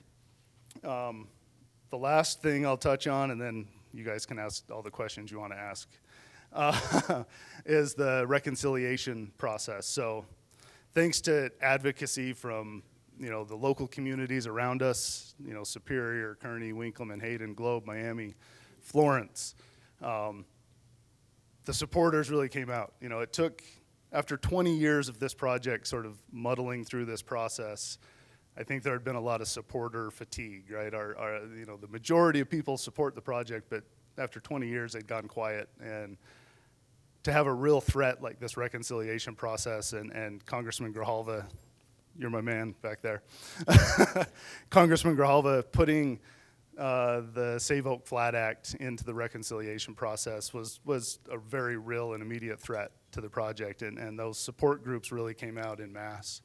The last 2 months have probably taken 10 years off my life, but it's been fantastic to see all of them raise their voices, and our friends in Congress, Congressman Gosar and other members that have really stepped up, labor organizations that have really stepped up to voice their advocacy for the project. The governor, on down the line, everybody that's really stepped up to help push this project forward because they see the value of it. you know, and it's not just the future, you know, 3,000 jobs. It's not the billions of dollars every year in economic impact to the state or any of that stuff. It's the 500 people we have working on property right now that if he was successful wouldn't have a job tomorrow. And that voice has really been lifted and helped move the process along. And thankfully, as of last night, when the new version of the bill was posted, Oak Flat is out of it. So we're in the clear for right now, but the battle's not over, or the war isn't over, I should say. You know, we won that battle, but the war isn't over. So keeping a very, very close eye on what's happening and how we can move forward and get this project finally off the ground and moving. So with that, questions, because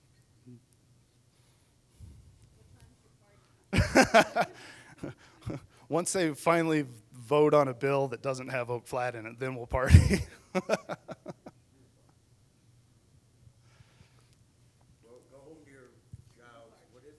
Halloween party at the school. Got to get. I think her exact words were, if you don't get home in time, just keep on driving to the lawyer's office because I'll meet you there. Thank you, my friend. Good to see you all. A couple of just quick announcements, and then Nancy.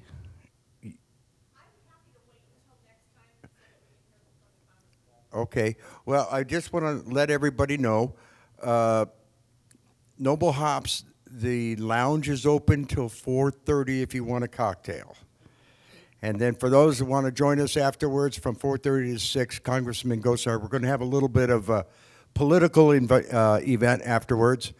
And hopefully you all can hang out with him and talk about stuff that we're not going to talk about mining. And then I believe, is there coffee in the back? There is coffee in the back. If you don't want your chocolate cake, I'm here.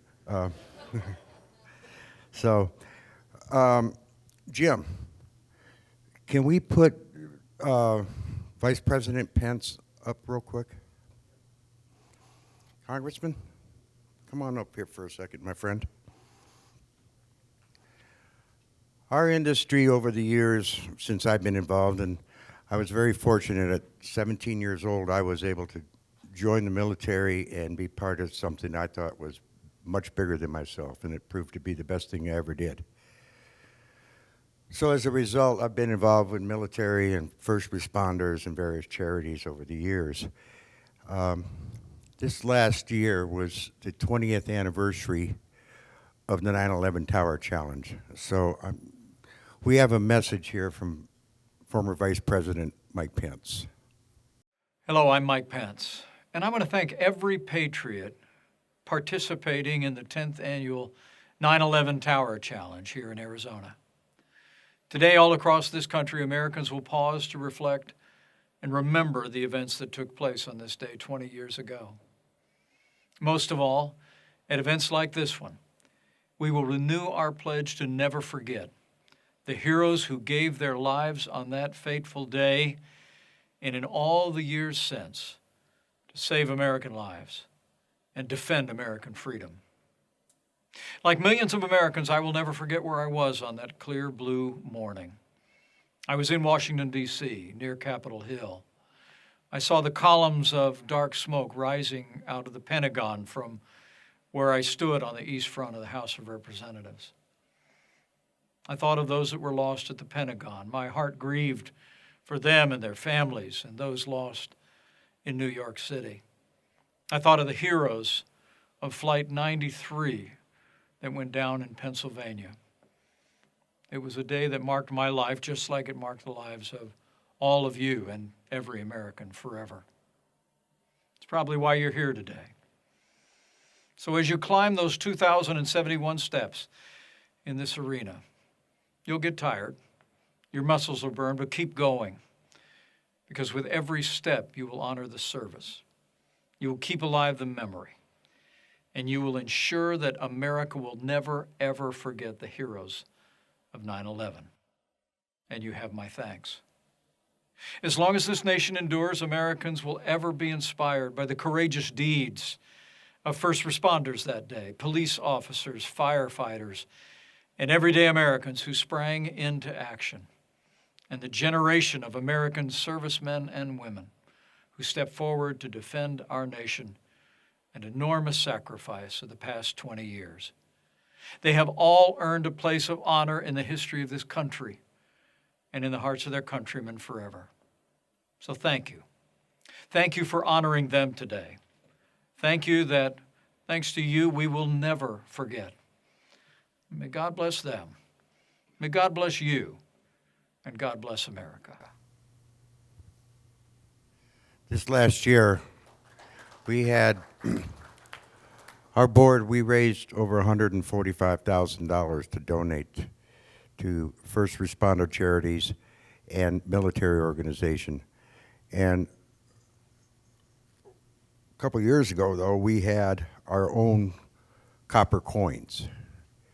And since I've met Congressman Gosar many years ago, I always called him the Copper Congressman. So, sir, it is an honor to have you here. God bless you. Thank you for being here. There you go. Thank you, Rick. Congressman.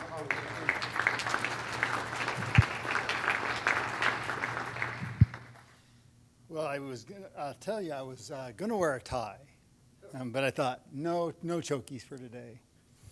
But the color of the tie was copper, by the way.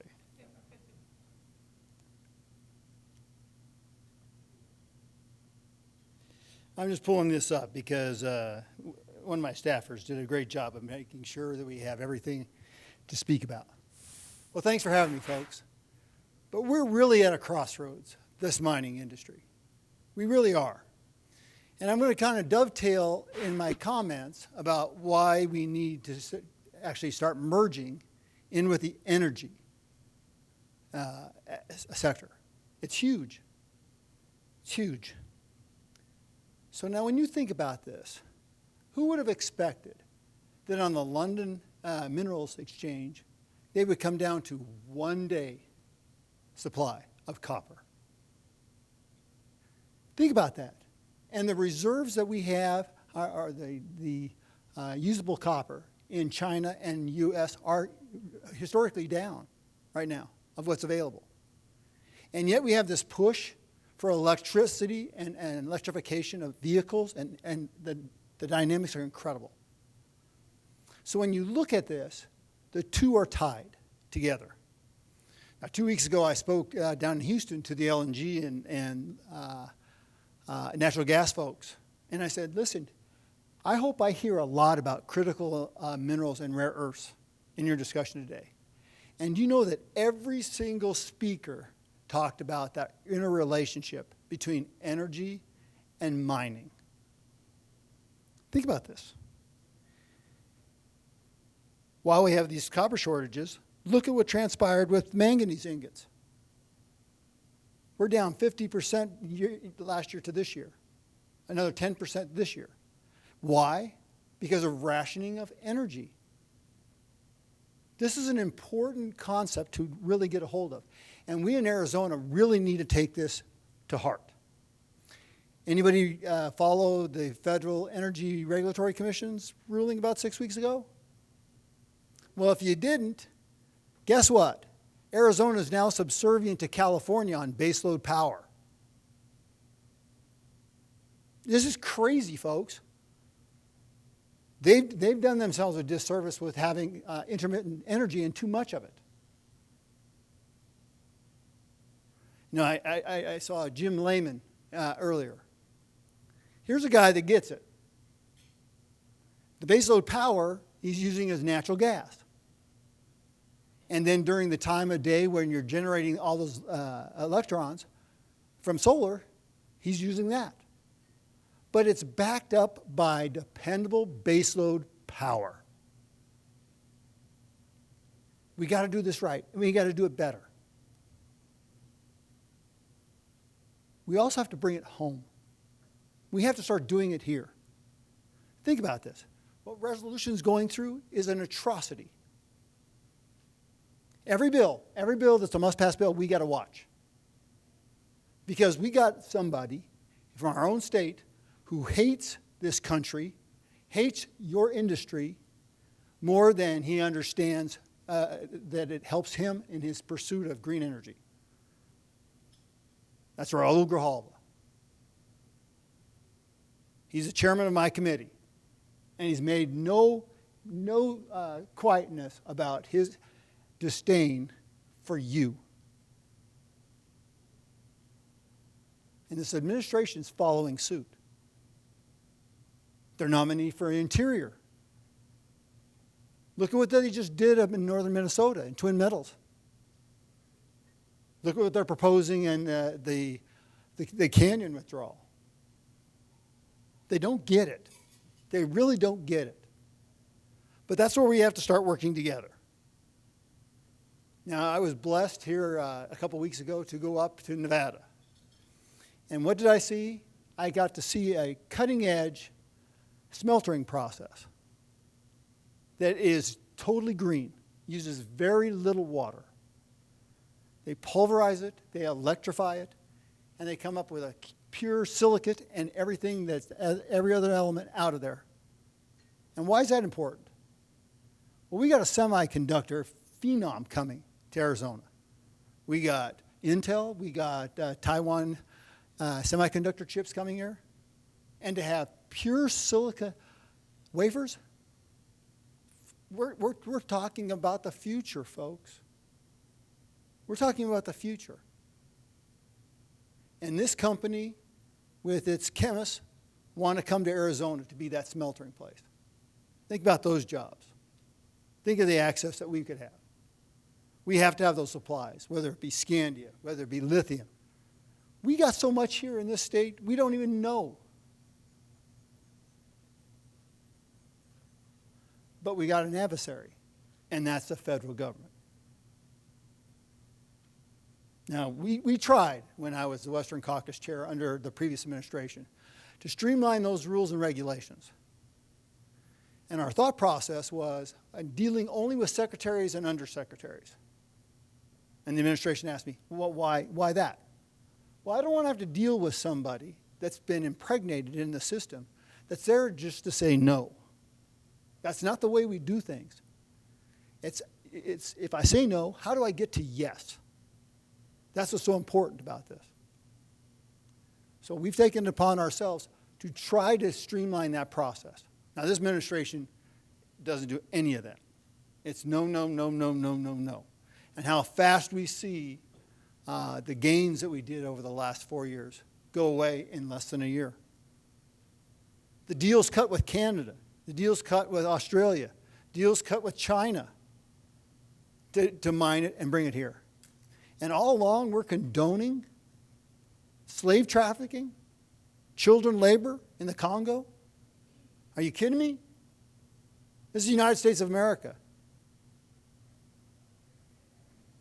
You got China abiding by no laws, and you're forced to abide by everything, and yet you're the country that made the biggest changes in carbon emissions and cleaning of greenhouse gases. It doesn't make sense. You know, Einstein made a comment, and I'm coming back to this more and more. We don't have to think more. We have to think differently. And I think that comes through education. Now, some of you have seen our Mineral Mondays. We're trying to get to young kids to show them, if you want this iPad, if you want that electric car, this is the minerals that go into it, and this is how they're formed. That's why with Resolution Copper, everything I said to them over the years, publicly do it, show them, walk them through the system, make them touch the water, touch the ore, touch everything you do. Follow through. Because we're being left with a legacy mine that doesn't exist anymore. We don't work that way. You know, we're going to be doing a Mineral Monday, looking at liners, just to show them what liners do and how many have failed. Very, very little. And the sensory mechanisms for backup. We got to do it in short blurbs, but they keep coming back to it. They want to learn. So if we want to go forward, it's got to come from us. Think about it. State of Arizona, look at what the electric vehicles are here. They're all accumulating here. Now we got a battery company coming into town, coming into the state. Folks, there is no better place to mine right, to mine us, and to mine our America than right here in Arizona. What's it going to take? Well, instead of playing defense, we got to start going on the offense. When there's actions, there's consequences to actions. When you're not putting that mine online, okay, where are you going to get your copper? Ding, ding, ding, ding. We got a bunch of copper here. That's one of our 5 C's, right? So we ought to be playing that hard. We need to elect people that are going to stand strongly against the federal government. We've got to challenge it. We, the people, and the states gave the federal government their power, and we got to take it back. Everybody wants to be green. Great. I've always said all the above energy is a necessity. We're blessed with it here. We don't have a lot of natural gas or oil, but we sure got lots of nuclear. And we ought to be reaching out to different friends. How about like somebody like Michael Schellenberger? Here's a guy that was a co-starter of Greenpeace. And now he's talking about you have to utilize all the above energy policies, whether it be natural gas, oil, coal, nuclear for sure, in order to have an energy future. Could you imagine if we did nothing and we just allowed what was coming to this country? That, as Donald Trump said, I want to watch TV. Well, the sun isn't shining and the wind isn't blowing, so you don't get to watch television. We ought to be using the science. It would take a quantum leap. Think about this. A quantum leap in research and development to have battery storage equal what we get from the hydrocarbons. That ain't happening any time soon. You look at these bills in Congress, laden with all these incentives, putting 500,000 electric charging modalities out there. Did the government put out any gasoline fueling stations? The government doesn't belong in that. That's called the entrepreneur. I look at it from your vantage point. We need to seize the day. And when you seize that day, America listens. We just have to roll up our sleeves, work a little harder, find some more friends, and be persistent about our message. Mining security is American security, is American energy security. They're woven together. It's not if, it's a must. We shall. We'll do. It's that easy. And it's that hard. You know what you're up against. The delays. That's why it costs us so much. But if we can't beat them by playing defense, why not change the rules of the game? You want that copper? Raul, this is what it's going to cost you. You're going to have to take a chance on this because you have to admit that what you propose to the America, to the people listening to you, isn't real life, isn't real mining. And how about opening up your books? How about looking at these books from the World Wildlife Funds? How about some of the CBD? Let's start looking at their books, where they get their money from. I wonder if we'll find traces of going back to Russia, China. Well, I guarantee you that I brought those up for a reason. If they can stop it here, it makes them much more prominent in the world stage. Remember, one belt, one road. They're everywhere. I went to Slovenia. The one port they have, they're taking over that port. They're building a port in Peru. They're everywhere.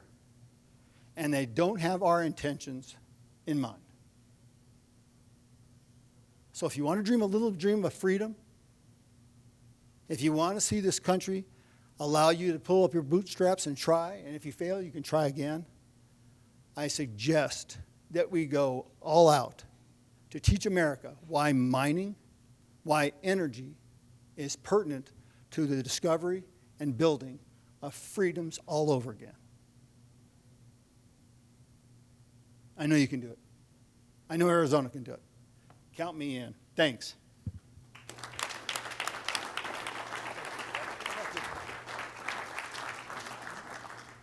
I'd be happy to take some questions if you got them. And just remember, as a dentist, I kiss and tell.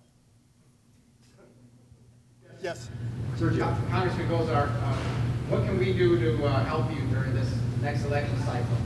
You said it yourself, we're not represented properly in this area. Well, we've got a big thing going on with redistricting. The maps are being changed around a little bit. You need to sound off. Really need to sound off. There's ways to make this thing work and do it by the rules. I'm going to walk through this with you. Now, communities of interest are really big. And in 2011, even the chairwoman, Mathis, got it.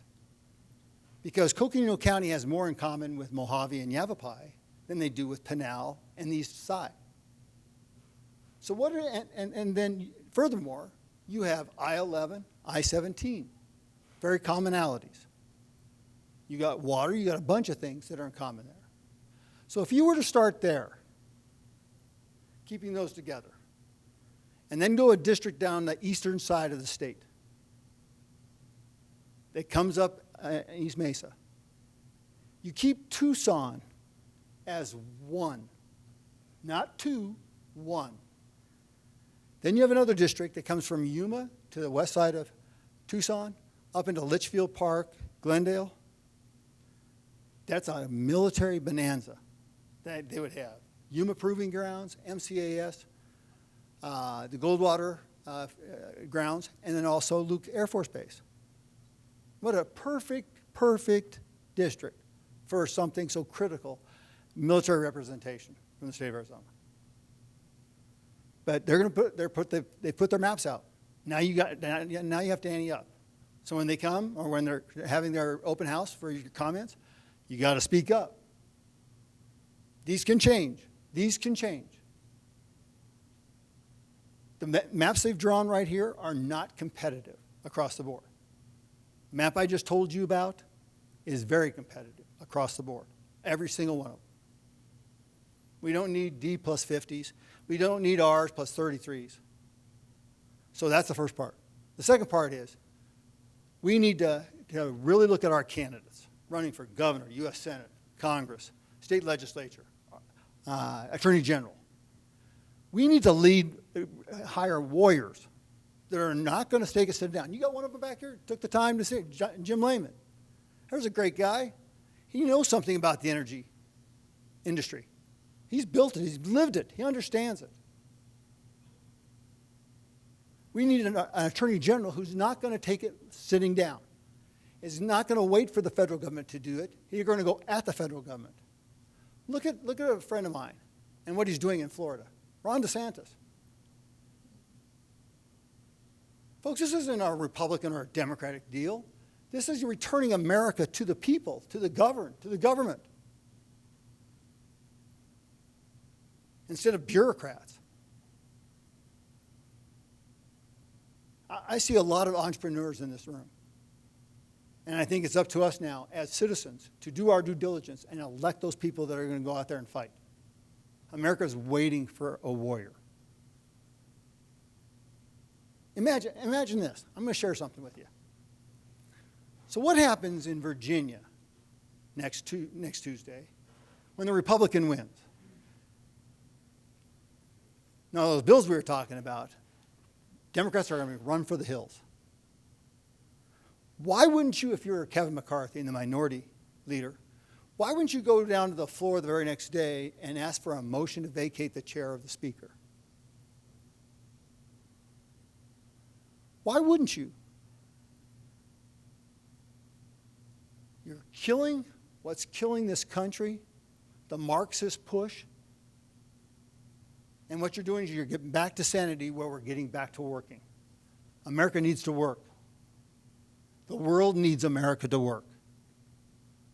The world needs America to mine. The world needs America to have energy. The world needs America to be America again. That's what I do, Sergio. Why do I think of all the things you could change? I could think of a bunch. Change all your committees, and maybe Raul wouldn't be chairman. Wouldn't that be nice? Control the narrative. Go back to the rules of 2016 instead of the rules of 2020 to run the House. How about taking all the legislation that hasn't gone through regular order, send it back to the committees? Then how about taking a continuing resolution that you can pass to the House, put it on the table, sell it, vote on it, send it over to the Senate with a love letter to both Mitch and Chuck. Say, take it or leave it, and if you leave it, you're shutting down the government because we're getting out of here. Bring up the COVID Emergency Act, which is a necessity and a shall, has to be done. Whether you continue it or kill it, I don't care. I think it needs to be killed, but that's just my approach. And then guess what you do?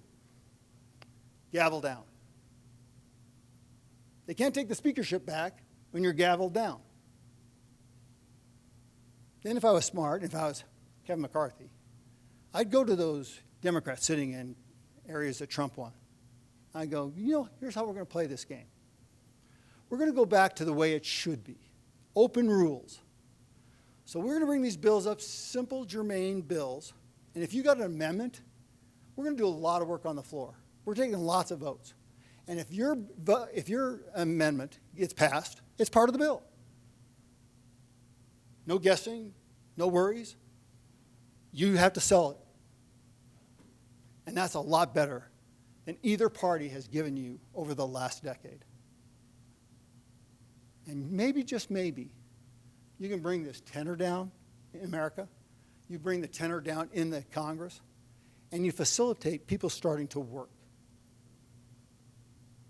Just maybe. And it just takes one bold move. Yes, sir. Oh, I have. I'm the guy that addressed him in front of the Freedom Caucus. And his comment to me was, what would you do? And now you know. Yeah, so Yes. fall back on redistricting in the state. We know that the commission is probably a little more neutral / right-leaning than the last one. Mm-hmm. What's to keep the Democrats from trying to litigate this into oblivion? Because we know that they're not going to like anything that probably is put on the table.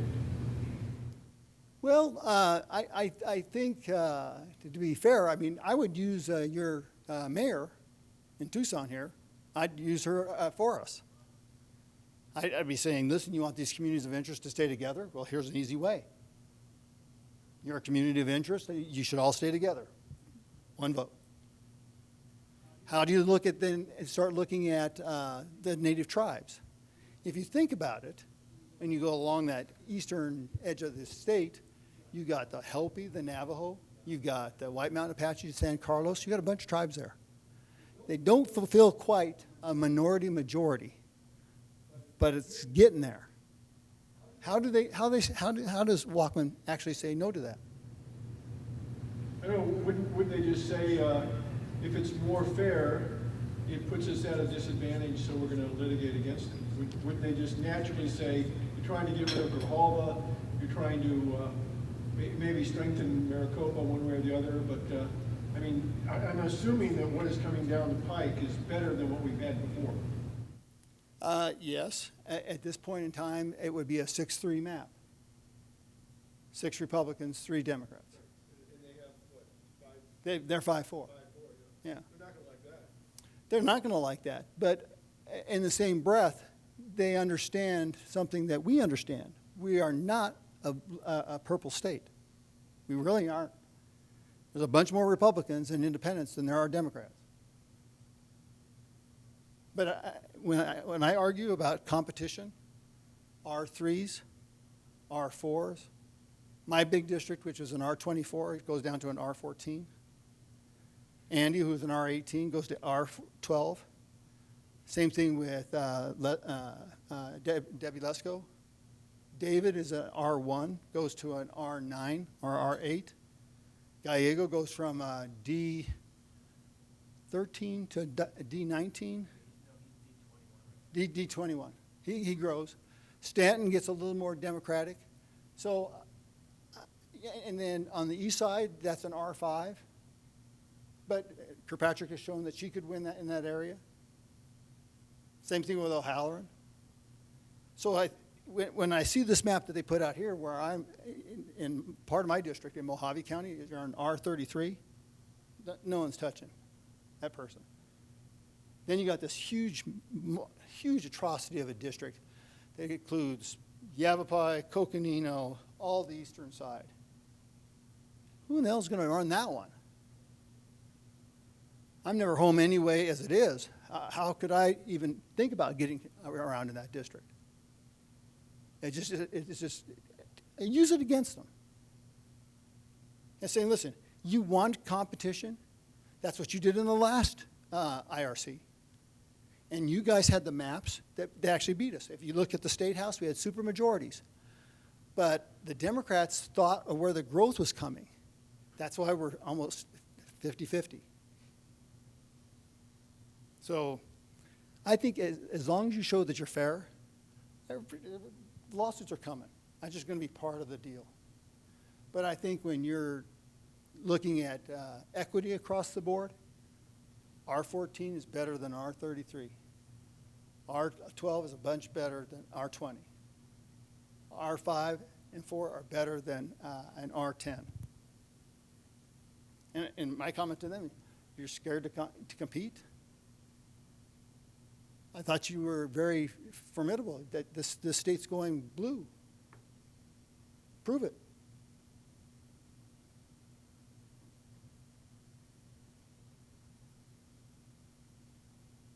They got to take your voice into consideration. And if you're silent, you allow it to go with your blessing. And if you don't like it, tough luck. You just did. And this is the will of the people. Why not use it to your benefit? We can always worry about what about this and what about that. I don't give a rat's ass anymore. I want to do the right thing and just stand behind it. And let the chips fall where they may. You know, the political haggling back and forth. I mean, let's go back to even the audit. All we wanted was to have a fair accounting of the process. That's it. Just to count ballots. Not somebody jerking this way or jerking that way. And look who's all picking it up now. Now you got it going on in Wisconsin. Now you got it in Georgia. Michigan's now going. You're getting it in Pennsylvania. You're getting it in Idaho. Washington State now. But it started with something. It's this little group of people called Arizona that said, I want to make sure that's right. Doesn't look right. Smells wrong. Tastes kind of funny. Can we just have another look at that? And the answers will set you free. It's what we're given. We got to use it. Jim. Because I'm saying this as a business guy and a veteran. I'm not saying this as a guy running for U.S. Senate, but I've sat on the sidelines as well. And I've seen my country go down a slippery Marxist slope because all the greenies and environmentalists and all the black jobs out there are really doing their damnedest to take this country the way Communist Chinese Party wants it. I got a great life. My companies were 1,700 strong. I got life easy. But I watch this guy. I watch Jim Gordon. I I watched Coach Tommy Tuberville send it out of Alabama. I watched Ron DeSantis. And I said, by God, I'm going to get in the arena. I'm going to make these heroes look like pussies in the U.S. Senate. But that's aside. Because folks, if we don't do this, we got one more shot in this country. And we're screwed if we don't. You know it, I know it. You're going to have to get in the arena. You're going to have to get involved. And support guys like him. Which, you know, he's standing up there getting his head shot off every day in D.C., right? But he does it with all the guts that he's, you know, can bring to bear. Like this fellow stepping up against Lauzon. You gotta get behind. You gotta get your corporate culture. You gotta get off your bonds. Because Soros put in whatever money they need. Guys, you know, I ain't mentioning that. I'm one of you, right? I've been a power industry all my life. Built big coal, big gas, big solar, big storage, and all that good stuff. But I am a patriot, a veteran, and I love my country. And I'll be damned if I'm gonna sit the other way it's going right now. Trump stepped up, we got him for a shot. Now we all got to get the game. So I want to first thank you, Paul, and I want to thank you all. I got to run, but appreciate having me. If you want to, guys, fight for the U.S. Senate, but I'm with you, Jim Lincoln. So thanks, guys. Appreciate it. Thanks, Jim. Bill, I just had an Einstein moment, thinking differently. Wouldn't it be interesting that when they're taking public comment, wouldn't it be interesting if we asked them a question instead of giving a remark? Saying, we worked on this map. We were able to put this map together that's much more defined and much more fair across the board. There's not super Republican districts. There's not super Democratic districts. In fact, you could argue that they have super Democratic districts in this one. But they're much more attainable for everybody to run across the board. And so to tell them, why don't you like this map? That's what happened in Litchfield Park, by the way. They were looking at redistricting their city council. They put it out for public commentary, and they put the software out. Guess what? The map that actually devised their city council regions was submitted by a layperson in that meeting. So why do we take them as gospel? You had problems. You said you wanted competition. Here's our map. Here's all the R districts on here. Here's all the D districts on here. And it's much more fair. Why didn't you go with this map? Make them tell you why they didn't do it that way. Remember, they work on your stead, too. They're your representatives on the IRC. So I'd also ask that question. Anything else? Well, folks, I got to tell you, thank you for having me. I love mining. I got to tell you, growing up with a dad that was a geologist, when I was a kid, I used to hate rocks. Now I love rocks. Rocks set you free. And I'll share one last story with you. Those rocks were a way for me to actually meet Ronald Reagan. I don't know if you've heard this story, but when I was a kid, we grew up in western Wyoming. And my dad was a Republican chairman for Sublette County. And I got grounded. I did something naughty. And so my punishment was I had to go with my dad on Saturday to Salt Lake City to some Republican speaking thing. Okay, so we leave in the dark, and the truck just goes fine. Then the light starts shining from the sun on the different stratas of rock. And he stops, and he's teaching us this and that, this strata, this formation, da-da-da-da. Well, of course, we got there late. So somebody was already talking, and we sat in the back. I laid down in the back couple seats. So when whoever was speaking got done, my dad jumped up to go talk to Paul Laxalt. And I'm sitting there, I'm actually laying on these seats, and this young man comes up to me. He goes, the speaker would like to talk to you. I'm like, me? So I go up there. The speaker's Ronald Reagan. Ronald Reagan looks at me and says, young man, you're by far the youngest person in the audience. Why'd you come? I said, I'm not going to lie to you. I got grounded. They all start laughing. He goes, who's your dad? I point to my dad. He goes, "Oh, Tony." I go, "You know my dad?" Yeah, he knew my dad. We found out later when we cleaned out his office that in '68 he was one of the original Ronnie guys trying to purvey votes for Ronald Reagan in '68. And it took Richard Nixon reaching out to Nelson Rockefeller. That's how we got the EPA to thwart that action of Ronald Reagan in '68. So I was taken back that he knew my dad. He said, "Mind sitting down and talking with me?" I thought, "Jeez." So I sit down. All these bigwigs are around there. He goes, "Do you like school?" I said, "I love school." "What's your favorite class?" "Oh, I don't know. I got lots of famous. I love science." "Did you play sports?" "Love sports." "What's your favorite sport?" But he took the time. The only reason I was there was because of rocks.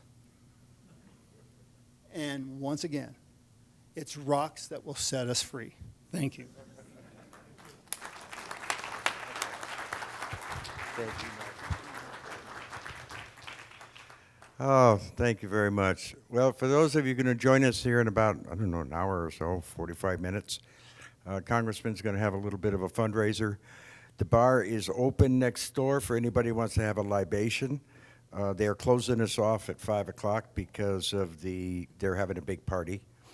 But more important is to remember what our industry, we've overcome a lot in our lives, and this country will overcome again. And the mining industry is a great example of what makes good good. Thank you very much, y'all. Look forward to seeing you here in about 45 minutes. Thank you.